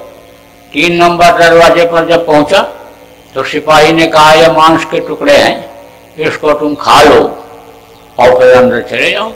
उसने कहा मांस भी मनुष्य का भोजन नहीं है, मनुष्य का भोजन तो जड़ है जो एक जगह से दूसरी जगह आ जा नहीं सकता। धान गेहूं चना ज्वार बाजरा मक्का ये सब तो मनुष्य का भोजन है, चेतन का भोजन चेतन नहीं है, हम इसको नहीं खा सकते हैं। तो बोला फिर तो और कोई रास्ता देखो। अब केवल 4 नंबर दरवाजा बचा था। 4 नंबर दरवाजे पर जब पहुंचा तो सिपाही ने कहा ये शराब है, पी लो। उसने कहा शराब? शराब तो किसी भी धर्म में अनिल नहीं है पीने का। मुसलमान के यहाँ लिखा है कि एक कतरा भी शराब का अगर जिस्म पर पड़ जाए तो काट करके फेंक दो। हिंदुओं का लिखा है गंगा जल के बारों जाना, तदपन संत करें ते पाना। गंगा जल जैसे जल में चाहे शराब बनाया गया हो तो नहीं पीना चाहिए, तो शराब तो मैं नहीं पी सकता हूँ। तो उसने कहा शराब नहीं पियोगे तो अंदर जाने नहीं देंगे। तब तक गुरु जी की आवाज अंदर से आ गई, अरे बेटा तू कहाँ रह गया, जल्दी कर आजा मेरे पास। तो कहा गया कि गुरु सर्वोपरि होते हैं, गुरु ही उस मालिक की पहचान कराते हैं। कहा ना गुरु गोविंद दो खड़े काके लागू पाए, और भाई यार गुरु आप तो गोविंद हो बताए। तो उन्होंने कहा भाई गुरु की आज्ञा, चाहे रन में हो चाहे बैन में हो चाहे सैन में हो, तुरंत मानना चाहिए। और वो परेशान, कहा क्या करें, किधर से जाएं, बहुत मुश्किल। सोचा ये पानी ही जैसा है, सबसे आसान इसी रास्ते से जाना है, तो लो उसको पी लें और फिर अंदर चले जाएं। तो शराब पिया, तो सिपाही थोड़ी देर टाल मटोल करता रहा कि थोड़ा नशे में हो जाएगा। तो नशे में जब हुआ तो गया मांस खाया, औरत के साथ व्यभिचार किया, और जब उठा तब कहता है भाई मेरे से तो बड़ा बुरा कर्म बन गया, कहीं किसी ने देखा तो नहीं, अगर देख लिया होगा तो राजा तो हमको मरवा देगा, फांसी पर लटका देगा, गुरु जी मठ से निकाल देंगे। बड़ा मुश्किल हो गया, जो कर्म मेरे से बन गया, न चाहते हुए भी बन गया, नशे में बन गया। अब इधर उधर देखा तो कोई नहीं दिखाई पड़ा। बीरबल सबको मंदिर के अंदर बुला लिए थे, केवल तलवार रखी थी 1 नंबर दरवाजे पर, और वो लड़का बच्चा बैठा हुआ था। अब उसको क्या पता बच्चे को, अब और बालक होते हैं उनको क्या पता अच्छा बुरा है, उनके संभाल तो उनके माँ बाप करते हैं। और छोटे बच्चों से अगर कोई पाप भी हो जाता है तो उनके माँ बाप को भोगना पड़ता है 7 वर्ष तक के। 7 वर्ष के बाद उनको जानकारी हो जाती है, फिर उनको अपने कर्मों का फल भोगना पड़ता है, अच्छे और बुरे कर्म फिर उनको भोगना पड़ता है। तो अब बच्चे को कोई जानकारी थी नहीं, वो तो बस खाली देख रहा था। तो ये जब उठा अनिल बाबा जी का साधु का जो शिष्य उठा, तो उसने कहा देखा, कहा यही लड़का बैठा हुआ है, तो उठाओ तलवार तो चलो काट दो इसका गर्दन। न गाए बांस न बजे बांसुरी, न कोई गवाही देने वाला कहने वाला रहेगा, न देखने वाला बताने वाला रहेगा, तो कोई जान नहीं पाएगा। अब गया उठाया तलवार, और लड़के को मारने के लिए जैसे ही यानी तलवार उसके गर्दन की तरफ बढ़ाया, वो फौरन बीरबल मंदिर के अंदर से आकर के ऐसे हाथ पकड़ लिया। अब बोले बस अब खेल खत्म हो गया। बादशाह बैठे हुए थे वहीं अकबर, बोले आपने देखा? बादशाह ने कहा देखा तो, लेकिन मेरे समझ में कुछ नहीं आया। तब उन्होंने कहा एक बार आपने मेरे से पूछा था कि दुनिया में सबसे बुरी चीज़ क्या है, तो सबसे बुरी चीज़ है शराब। जब शराब पीता, मांस खाता, व्यभिचार करता, खून कत्ल करता, बाल बच्चों को मारता, जमीन जायदाद को बेचता, क्या क्या बुरा कर्म नहीं करता। इसलिए आप आज से नहीं, बिल्कुल नहीं। आप समझो, आप कुछ लोग इसमें राजस्थान के बैठे हो, सब जगह राजस्थान के प्रेमी मिलते हैं, मैं जाता हूँ जहाँ, और एक आदमी से मैंने कहा कि भाई राजस्थान के लोग सब जगह मिलते हैं, तो उसने कहा जहाँ न जाए बैलगाड़ी और वहाँ जाए मालगाड़ी।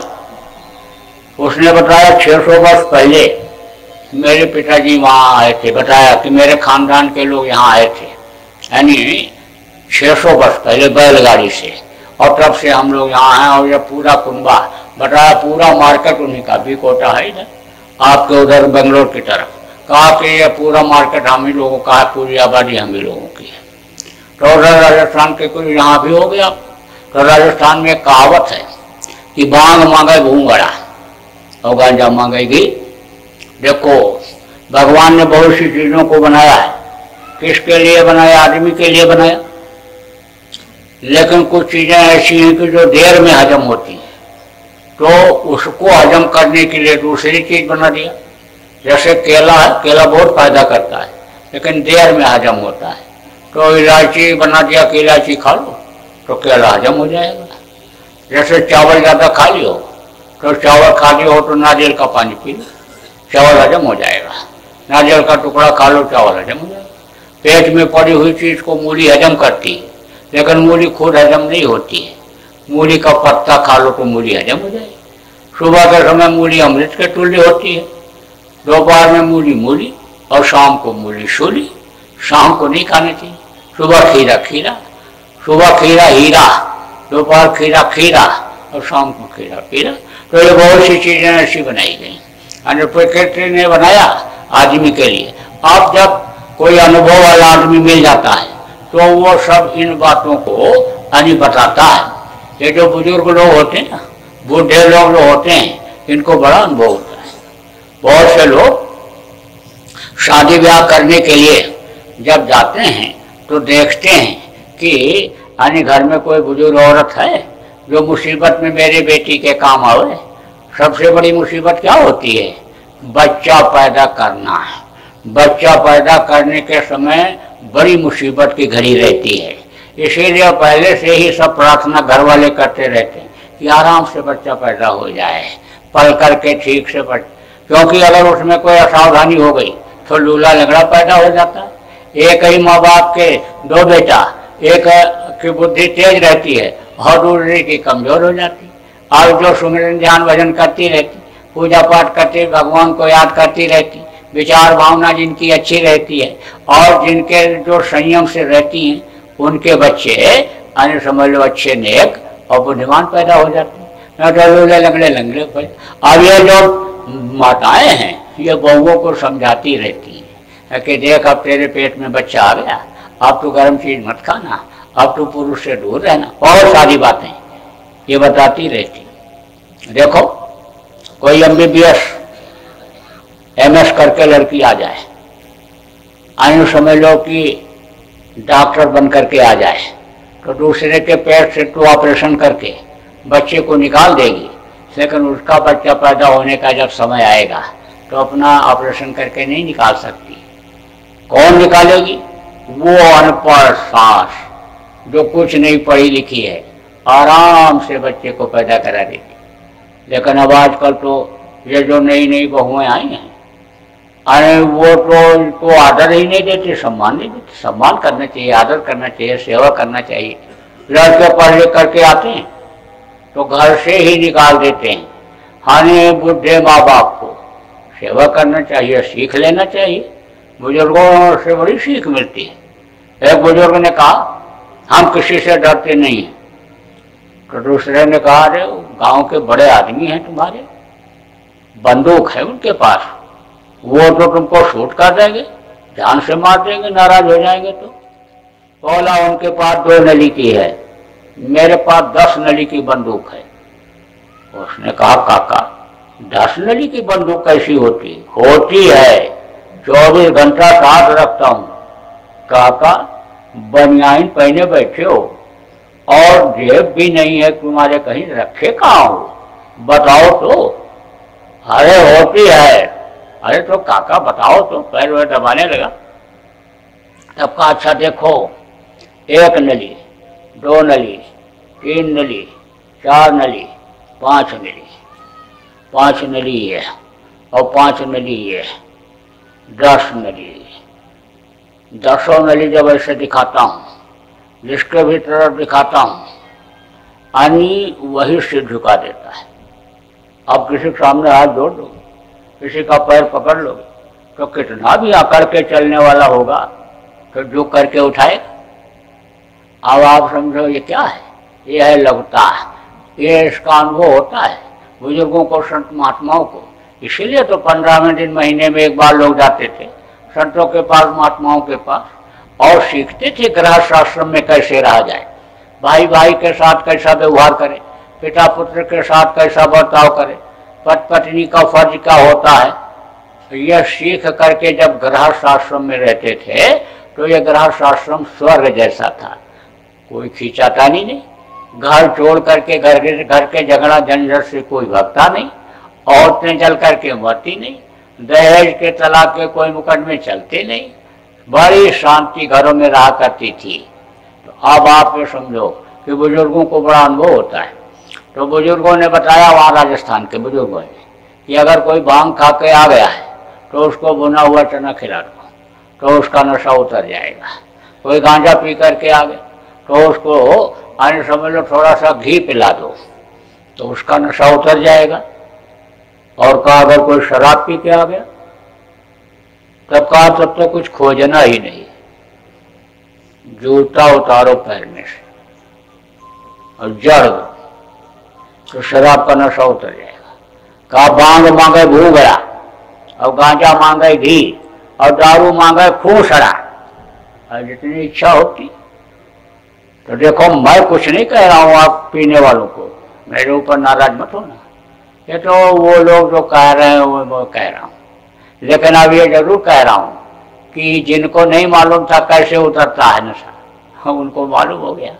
अब अगर पी के घर में आओगे और पड़ गया कहीं तो कितना कहोगे तू मेरी घरवाली और मैं तेरा पति परमेश्वर और तूने मुझको घूसना मारा, तो बस पैर छू लेगी, कहेगी आपको तो मारा नहीं, मारा उसको जो उतर गया। तब क्या करोगे? जब पैर छू लेगी, माफी मांग लेगी तो गाल तो लाल हो ही जाए, और ज्यादा तेज अगर लग गया तो चमड़ी भी उजड़ जाए। इसलिए आपसे ये प्रार्थना है, मिन्नत और आरजू रिक्वेस्ट है कि अब आपसे शराब मत पीना, छोड़ दो शराब पीना, तौबा कर लो, कान पकड़ लो, ये अभी तक जो गलती हुई अब नहीं करेंगे। और देखो दूसरी औरत के साथ बुरा कर्म मत करना, आपको नामदान दिया जाएगा, वो नाम आपको दिया जाएगा जिसके लिए गोस्वामी जी ने कहा कलयुग केवल नाम आधारा, सुमिर सुमिर नर उतरने पारा, नाम ले तो बहुत सिंधु सुखाही सुजन विचार करुण, नाम लेते ही बहुत सागर सुख है। वो नाम आपको बताया जाएगा, वो ध्वन्यात्मक नाम आपको बताया जाएगा जिसके लिए मीरा ने कहा पायो रे मैंने नाम रतन धन पायो, वस्त्र मूलक दी मेरे सदगुरु कृपा कर अपनायो। तो वो नामदान आपको दिया जाएगा। देखो नाम दो तरह का होता है, एक वर्णात्मक नाम होता है, एक ध्वन्यात्मक नाम होता है। वर्णात्मक नाम को मुंह से लिया जाता है। जब महापुरुष इस धरती पर भेजे जाते हैं तो वो एक नाम को जगा करके लोगों के फायदे के लिए, रक्षा के लिए छोड़ते हैं। जैसे त्रेता में राम नाम था, राम नाम में शक्ति थी, ताकत थी। आपको याद होगा कि जब लंका पर विजय प्राप्त करने के लिए जा रहे थे तो समुद्र में पुल बनाने की जरूरत पड़ी थी, तो पत्थर के ऊपर राम राम लिख करके पानी डाला गया, सारे पत्थर तैरने लगे थे। जब कृष्ण आए तो कृष्ण नाम की शक्ति बढ़ी, कृष्ण कृष्ण जिसने जहाँ पर पुकारा कृष्ण खड़े हुए मिले, द्रौपदी को, बाराग्रह को, तमाम ऐसे उदाहरण मिले। त्रेता और द्वापर के पहले सतयुग में गुरु की पूजा होती थी, गुरु नाम में शक्ति थी, ताकत थी। उसी गुरु नाम को हमारे गुरु महाराज ने जगाया और गुरु के पहले जय लगाया। जा माने जय मान जो हमेशा रहे, और या माने जो, तो हमेशा कौन रहता है? हमेशा गुरु रहते हैं। गुरु बिन भव नित्य रहे न कोई, और जो बिरन शंकर सम होई। चाहे ब्रह्मा या शिव के समान कोई गुरु कोई होगा, लेकिन बगैर गुरु के पार नहीं हो सकता। इसीलिए तो कबीर साहब ने कहा कि निगुरा मुझको ना मिले, पापी मिले हजार, और एक निगुरा के शीश पर पापी का बात। उन्होंने कहा कि निगुरा के शीश पर बोझा होता है पाप। हाँ, हमको वो नहीं मिलना चाहिए, पापी मिल जाए तो ठीक है, लेकिन निगुरा ना मिल जाए। तो कहा गया कि गुरु अगर न रहें तब तो सब निगुरे हो जाएंगे। इसलिए गुरु हमेशा रहे। गुरु महाराज ने जय इसीलिए लगाया। और देव माने देने वाला। जो गुरु, जो सच्चे यानी जो देवता होते हैं वो देते ही हैं। देवता का काम क्या होता है? देव का देना, वो लेते नहीं है। कि उनकी मूर्ति के सामने आप मुर्गा चढ़ाओगे, भैंसा चढ़ाओगे, हाँ, तब वो खुश होंगे, उससे तो और नाराज हो जाते हैं। उनके सामने हिंसा हत्या कभी भी मत करना, कभी भी इस तरह का गलत काम मत करना। तो देव माने देने वाला। तो ये जय गुरुदेव ये भगवान परमात्मा का नाम है। गुरु महाराज ने इस नाम को जगाया था और लोगों ने इस नाम की परीक्षा भी खूब लिया। जंगल में जा रहे और जानवर से आने लगा, मौन पहाड़ से हमला करने जा रहा है, जय गुरुदेव जैसे बोला, कैसे उधर से आवाज आई, घबराओ मत, आ रहे हैं मौन पहाड़ की वजह से काफी लोग आ रहे हैं। और शोर सुन करके और जानवर भग गया। रास्ते में जा रहे हैं, मधुमक्खियां छेदने लगी। मधुमक्खियां जब छेदने काटने लगती हैं तो बगल का ही आदमी छोड़ करके भाग जाता है, क्योंकि छुड़ाने वाले को ही वो लग जाती हैं और वो डंक मारती हैं, उनके कांटे शरीर के अंदर ही रह जाते हैं और दूसरा जम जाता है। 4 मक्खी अगर किसी को लग जाए तो समझ लो जानलेवा हो जाती है। तो जब मक्खी काटने छेदने लगी और चिल्लाया जय गुरुदेव, तो हवा चली और ऐसे घूमी और वो हवा उड़ी, मधुमक्खियों की आंखों में लगी, मधुमक्खियां छोड़ करके चली गई। पानी में नहाने के लिए गया, डूबने लग गया, तिनके का भी सहारा नहीं है, जय गुरुदेव बोला। बस तेज हवा के साथ पानी की हिलोर आई और खींच करके ले जा करके नदी के किनारे लगा दिया। अब आप ये समझो, वो परीक्षा लिया लोग। मरने वाले के कान में जब 10 बार जय गुरुदेव बोला, उसको मरते समय तकलीफ हुई, हड्डी हड्डी चटकी, आंख की रोशनी खत्म हुई, कान से सुनाई पड़ना बंद हुआ। जब जबान टुटली से ही काका चाचा नाना दादा मामा सबको पुकारा, ऐसे समय में कान में 10 बार जय गुरुदेव बोलते ही उसने आँख खोल दिया और बताया कि यमराज के भयंकर दूत हट गए, काले कलूटे और वो जो हथौड़ी मुकदर लेकर के आए थे, मार रहे थे, काट रहे थे, सब हट गए। खूब परीक्षा लिया लोगों ने। आप भी एक बार परीक्षा ले सकते हो।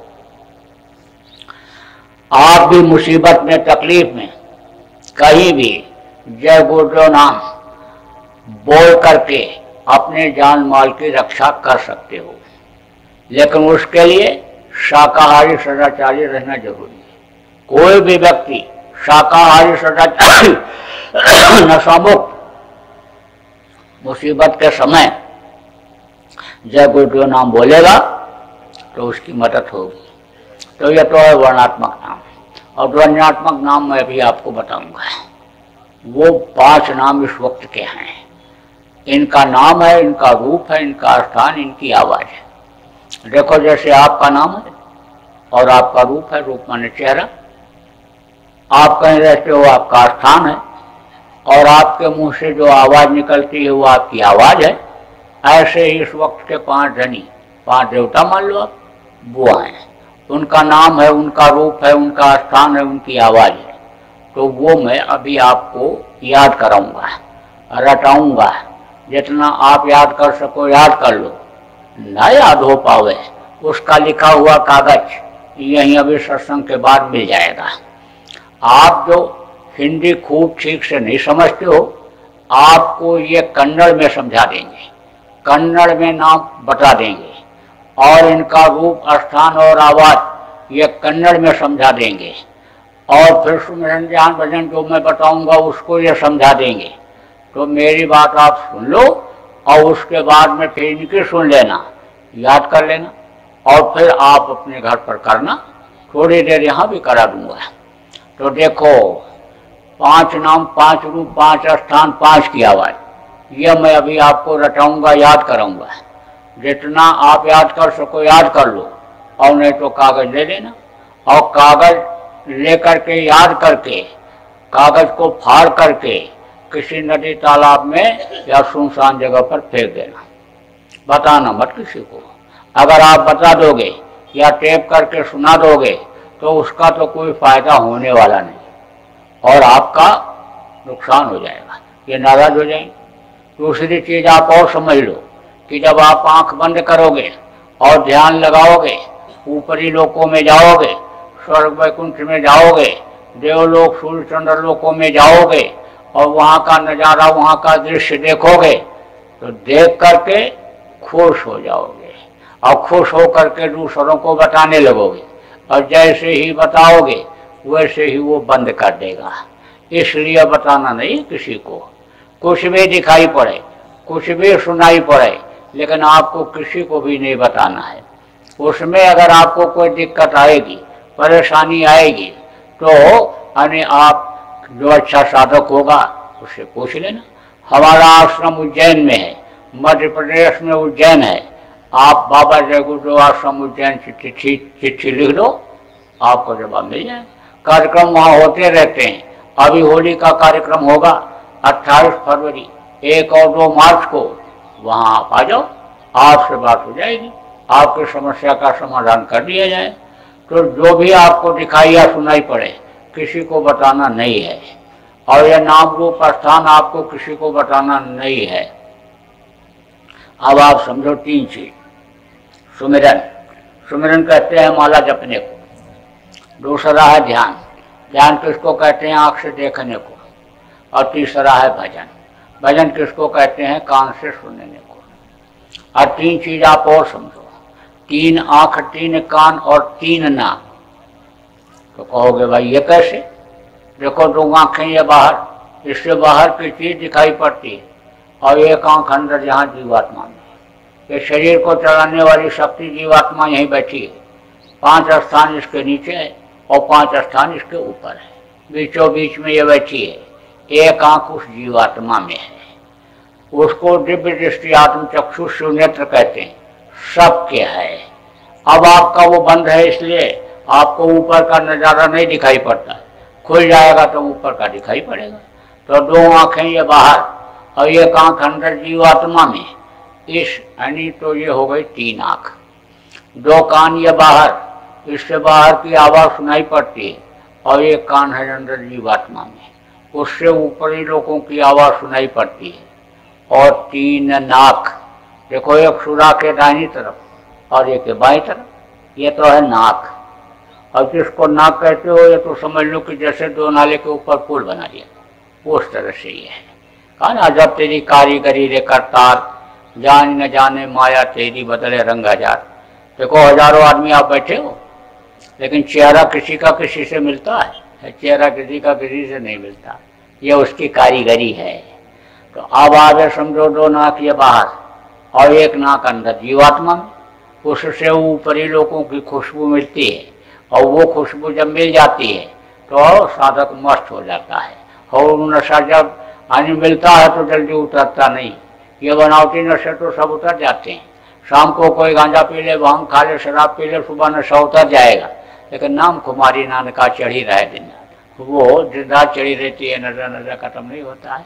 तो अब आप ये समझो कि 3 आँख, 3 कान, 3 नाक और सुमिरन ध्यान भजन 3 चीज ये, और 5 नाम, 5 रूप, 5 स्थान, 5 की आवाज, ये मैंने आपको बतलाया। अब आपको दूंगा नामदान। बैठो, जैसे हम बैठे हैं ऐसे बैठ जाओ, बाकी मान लो सबके ऊपर वो मालिक दया करता है, क्योंकि जो तो सब आप उन्हीं के हो। अब बहुत से लोगों को नहीं मालूम है तो लोग भटक गए, खाने पीने लग गए। लोगों को यही नहीं मालूम पुण्य क्या है, पाप क्या है। हानि जो समझ लो कि पुण्य समझ करके पाप करने लग गए, जीव हत्या, हिंसा, हत्या करने लग गए। आप देखो, समझ लो कि यानी जिसको जैसा रास्ता बताने वाले मिलेगा उसी रास्ते पर लोग भटक गए। लेकिन नदियाँ एक, घाट बहुत तेरा। नदी तो एक होती है, घाट बहुत होते हैं। ऐसे ही मालिक तो एक है, सबका मालिक एक है। मालिक जब मिल जाता है तो ये सब भ्रम दूर हो जाता है, खत्म हो जाता है। तो इस तरह से आपको भजन करना है और थोड़ा लोगों को शाकाहारी बनाना, शाकाहारी का करना प्रचार। शाकाहारी अगर रहेंगे और नशे का सेवन नहीं करेंगे तो बुद्धि सही रहेगी, फिर गलत काम नहीं करेंगे, प्रकृति के भगवान के नियम के खिलाफ काम नहीं करेंगे। और अगर प्रकृति के नियम के खिलाफ काम करेंगे तो कुदरत तो सजा देगी ही देगी। अब आप समझ लो कि अगर लोग नहीं सुधरे तो ऐसी नई नई बीमारियां आएंगी कि 1000 रुपये में भी दवा नहीं मिलेगी, खोजने पर 1 रुपये की दवा 1000 रुपये में भी नहीं मिलेगी। डॉक्टर समझ नहीं पाएंगे कौन सी बीमारी है। ऐसे ही ऐसे खुजलाहट होगी ऐसे ही, और यह नहीं पता चलेगा कि अभी कोई रोग है, और खून उसी से खराब हो जाएगा, इन्फेक्शन हो जाएगा खून में और आदमी उसी से मर जाएगा। आप समझ लो कि जब उसको सजा देने को होता है उस मालिक को, तो कोई ना कोई बहाना बना लेता है। कहते हैं ना कि इल्ला रोजी बहाने मौत, यानी तो समझ लो कि बहाना तो आएगा, मौत बहुत लोगों की होगी। धरती यह हिलेगी क्योंकि पाप बहुत हो जाएगा, तो बोझा हो जाएगा पाप का, तो धरती हिलेगी। और हिलेगी जब भूकंप आएंगे, सोचो क्या हाल होगा। आप देखो कि अनावृष्टि और बहुत होगी, और समझ लो अतिवृष्टि, अतिवृष्टि किसको कहते हैं? बरसात बहुत तेज होती, बहुत पानी बढ़ जाता, हवा तेज चलने लगी, बरसात होने लग गई तो तूफान बन जाएगा, तो कौन बचेगा उसमें? आग भी लग गई और हवा भी तेज चलने लग गई, कौन बुझा पाएगा उसको? तो ये सब घटनाएं अभी बहुत घटेंगी। आगे का समय खराब आ रहा है, उसके बाद में फिर अच्छा समय आएगा। समझ लो कि देश में गौ हत्या बंद हो जाएगी, किसी भी पशु पक्षी की हत्या इस देश में नहीं होगी। कश्मीर से कन्याकुमारी तक कोई भी मांस की शराब की दुकान ही नहीं रहेगी। चौपाटी से गुवाहाटी तक कोई भी मांस मछली अंडे शराब की दुकान ही नहीं रहेगी। कोई भी औरत रात को 12 बजे देश के किसी भी सड़क पर घूमेगी, देख करके किसी की नीयत ही नहीं खराब होगी। भावना की ही तो बात होती है। जवान भाई और जवान बहन एक ही चारपाई पर सोए रहते हैं, उनकी भावना अलग होती है और पति पत्नी की अलग होती है। तो भावना बदल जाएगी, विचार लोगों के बदल जाएंगे। इस देश में ही कलयुग का नज़ारा दिखाई पड़ेगा, और उसके बाद फिर पूरे विश्व में कलयुग यानी सतयुग का नज़ारा दिखाई पड़ेगा। कलयुग ये जाएगा, कलयुग हटेगा। ये आप समझ लो कि लिंग पुराण के 40वें अध्याय में लिखा है, सूर सागर में भी लिखा है, जगन्नाथ दास की उड़िया किताब में भी लिखा है। और समझ लो हमारे गुरु महाराज तो बराबर कहते थे कि कलयुग में कलयुग जाएगा, कलयुग में सतयुग आएगा। तो जब कलयुग जाने का समय होगा, सतयुग के आने का समय होगा, तो कलयुग जल्दी जाना नहीं चाहेगा। तो जाना नहीं चाहेगा तो कलयुग और सतयुग के बीच में संघर्ष होगा। जो संघर्ष की चक्की में वो पड़ेंगे, वो पिस जाएंगे। कभी साहब ने कहा, 2 पाटन के बीच में साबित बचा न को, चलती चक्की देख कर दिया कबीरा रोए। लेकिन उनका लड़का था तो कहा, चलती चक्की देख कर हंसा कमाल ठठाए, वकील सहारे जो रहे तो साबित बच जाए। हाथ की चक्की होती है तो बीच में एक आधार होता है, तो ये आपका रहेगा आधार, यानी ये शाकाहारी सरल चर्चा, ये एक आधार बनेगा आपका। भजनानंदी लोग बन जाएंगे, भजन करने लगेंगे, नामदान ले लेंगे, बचत हो जाएगी। जैसे प्रहलाद की बचत हो गई, ध्रुव की बचत हो गई, जैसे लंका में विभीषण का घर बच गया, ऐसे भक्तों की रक्षा होती है। तो जो अनी बच जाएंगे वो अच्छे समय को देखेंगे, शत्रु को देखेंगे, और नहीं तो बच रहा काल का डंका, कोई बचने न पाएगा। बचेगा साधजन कोई, जो सत्य लो लगाएगा, जो साधना करेगा, यानी उसकी बचत तो होगी ही। तो यह है साधना। साधना का मतलब साधो, जीवात्मा को उस परमात्मा तक पहुंचाओ। तो आप लोग सब लोग करना, यह अनमोल चीज आपको बता दिया। अब यह है कि अपने गांव में, अपने मोहल्ले में आप जितने भी लोग नामदानी हो, सब एक जगह इकट्ठा हो जाना। शाम के समय टहल जाओ, सुबह इकट्ठा हो जाओ, सुबह शाम में अगर काम में रोटी बनाती हो तो दिन में इकट्ठा हो जाओ। इकट्ठा हो करके जब करोगे तो उससे बहुत फायदा होगा। जैसे कोई लड़का तेज है पढ़ने में, कमजोर लड़का बैठ करके पढ़ता है, वो भी तेज हो जाता है। और साधक जब साधना करता है और सूरज जब ऊपर चढ़ती है, ऊपर से धार उतरती है, तो समझ लो कि उसका असर अगल बगल में भी पड़ता है। कि जैसे किसी का बदन बहुत गर्म हो और उसके नज़दीक जैसे जाने लगोगे, हाथ आपका जाएगा, तो ऐसे पता चल जाएगा कि इसका बदन बहुत गर्म है, यानी बुखार उसको बहुत तेज चढ़ा हुआ है। ऐसे ही यानी वो शक्ति जब उतरती है, बगल में रहते उनको भी लाभ मिल जाता है। कमजोर बच्चा होता है, लड़का तेज होता है, गिनती गिनता है और सुनते सुनते याद कर लेता है। ऐसे ही यानी आप यानी जब करोगे तो आपको फायदा दिखेगा। कोई चीज़ भूल गए, वो भटक गए तो उनसे पूछ लोगे। तो जगह जगह पर आप लोग इकट्ठा होना शुरू कर दो, हफ्ते में एक दिन इकट्ठा होना शुरू कर दो। अभी आपको ये सब समझाएंगे। जो लोग हिंदी खूब ठीक से नहीं समझते हो, कन्नड़ में यह समझाएंगे, उनको आप अपना नाम और पता नोट करा देना, यानी वो फिर आपसे संपर्क करेंगे। और नहीं वो संपर्क करते हैं तो आप खुद अपने 4-6 लोग जो यहाँ पर पहचान के आए हो, एक जगह इकट्ठा होकर के और ध्यान भजन रोज करना है, नागा मत करना, करके देखो।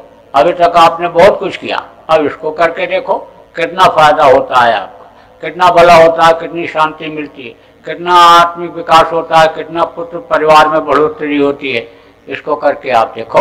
यह अन्य समझ लो कि 100 वर्ष की एक दवा बता दिया, हर तरह का फायदा होने वाली चीज आपको मैंने यानी बता दिया। तो देखो हमारा आश्रम है उज्जैन में, उज्जैन मध्य प्रदेश में है, और वहाँ पर कार्यक्रम होते रहते हैं। अभी समझ लो कि होली का कार्यक्रम होगा 28 फरवरी, 1, 2 और यानी 1 और 2 मार्च को 3 दिन का कार्यक्रम होगा। आप वहाँ आ जाना, आपके लिए वहाँ व्यवस्था की जाएगी और वहाँ पर आपका कैंप बनवा दिया जाएगा और आप वहाँ रहिए, सत्संग सुनिए, आप आ जाइएगा। आपको निमंत्रण दिया जा रहा है, बराबर वहाँ कार्यक्रम होते हैं। उसके बाद भंडारे का कार्यक्रम होगा, भंडारा का भी कार्यक्रम वहीं होता है। अभी पिछले साल भंडारा हुआ था तो 23 मई को यानी वहीं पर 1 लाख लोगों ने एक साथ शाकाहारी रहने का संकल्प लिया, जिसका वर्ल्ड रिकॉर्ड बना, यानी समझ लो golden book of world record में दर्ज हुआ। वैसे फिर 23 तारीख को यानी काफिला निकला था, 4 प्रांतों में गया था, यानी समझ लो 31वें दिन उसका समापन हुआ था। 31 दिन तक वो काफिला चला था, वो उसका भी यानी समझ लो वर्ल्ड रिकॉर्ड बना। अब उसके बाद में ये काफिला निकला है, 7 तारीख से निकला है, और उधर आपके महाराष्ट्र और फिर इधर कर्नाटक में भी चल रहा है, और फिर तमिलनाडु में जाएंगे, और फिर उधर से तमिलनाडु के बाद फिर आंध्रा और आपके फिर उधर आपके आगे समझ लो फिर महाराष्ट्र का हिस्सा पड़ेगा। उसके बाद छत्तीसगढ़ पहुंच जाएंगे, छत्तीसगढ़ में ये काफिला चलेगा, और फिर जो है आगे समझ लो 14 तारीख को फरवरी में शिवरात्रि के दिन यानी उड़ीसा में सुंदरनगर कार्यक्रम होगा, और फिर उसके बाद उधर से जब लौटेंगे तो आप समझ लो रायपुर में इसका समापन 16 फरवरी को होगा। ये 41वें दिन, 41 दिन तक बराबर ये काफिला चलेगा, और ये प्रेमी सब चलेंगे। यह भैया जो है जो साथ में चल रहे हैं, अपनी अपनी गाड़ियाँ लेकर सब चल रहे हैं, ये सब इनके भंडारे और इनका खाना खर्चा खुद का अपना ही कर रहे हैं। तो अब आप सोचो इतने इतने आदमी चल रहे हैं तो इनको कोई लाभ ना होता होगा तो कैसे होते। इनको तो वो लाभ होता है जिस लाभ का आप अनुभव नहीं कर सकते हो। हाँ, आप समझ लो कि इनको वो लाभ होता है, तो इनको हर तरह से लाभ होता है, फायदा होता है। अब आपको जो मैं बता रहा हूँ कि आप अगर थोड़ा सा करोगे, जुड़ोगे, तो आपको भी फायदा दिखाई पड़ेगा। हमारा अपना कोई स्वार्थ इसमें नहीं है, ये तो हम आपके भले के लिए सब बता रहे हैं। तो ज़्यादा समय आपका नहीं लूँगा। अब आपको 5 मिनट भजन पर बैठा के और फिर छुट्टी कर दूँगा। तो डाल लो इसे, ऐसे फिर डाल लो कपड़ा सुमिरन में भी डालेंगे, ध्यान में भी और भजन में भी, और मन को सुमिरन में भी रोकेंगे, ध्यान में भी और भजन में भी। मन नहीं रुकेगा तो मेहनत बेकार जाएगी, इसलिए मन को रोकने की आदत धीरे धीरे डालना। अभी यह इंद्रियों के घाट पर बैठकर रस ले रहा है, ऊपर का रस जब इसको मिलेगा तो ये खूब करवाएगा, भजन भी ध्यान भी सुन लेंगे। तो आंख बंद कर लो और कान में उंगली लगाओ, कपड़ा डाल लो ऊपर से, कान में उंगली लगाओ, आंख और मुंह बंद कर लो, और एक प्रार्थना में बोलूँगा, आप सब लोग दोहराइएगा। बोलो जय गुरुदेव। मेहर की नजर करो मेरी ओर, मेहर की नजर करो मेरी ओर, दया की नजर करो मेरी ओर, दया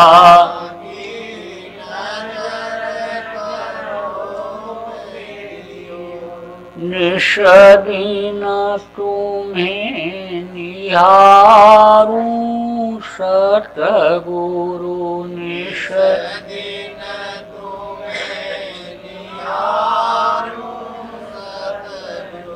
जैसे चंद्र चकोर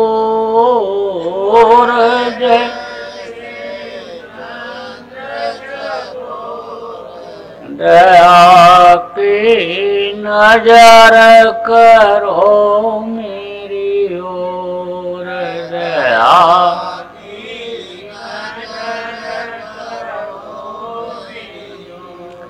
जानू न कौन भूल हुए तन से, जानू न कौन भूल हुए तन से, लियो हमसे मुख मोड़ ले,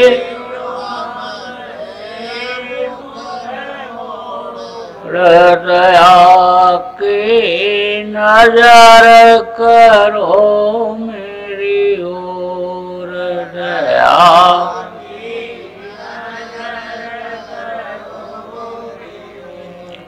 बालक जानी चूक बिसराओ,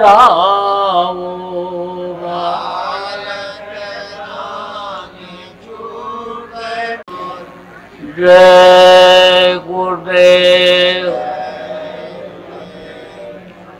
आपने हमको इतना समझ दिया, हम आपके आभारी हैं। व्यवस्थापक के, प्रचारकों के, जिन्होंने अच्छे काम के लिए जगह दिया, उनके, जिन अधिकारी कर्मचारियों ने इस कार्यक्रम को, प्रबुद्ध नागरिकों ने कार्यक्रम को संपन्न बनाने में मदद किया, हम सबके आभारी हैं। देश प्रेम बनाए रखना, देश की संपत्ति आपकी अपनी संपत्ति है। हड़ताल, तोड़फोड़, आंदोलन, धरना, घेराव से दूर रहना, अधिकारियों, कर्मचारियों, बूढ़े बुजुर्गों का सम्मान करना और शाकाहारी सदाचारी रहना, भजन सब लोग करते रहें। अभी आपको कन्नड़ में समझाएंगे, जो हिंदी कम समझ पाए हो आप लोग समझ करके और इनको नाम पता अपना नोट करा कर और पर्चा ले करके जाना। बोलो जय गुरुदेव।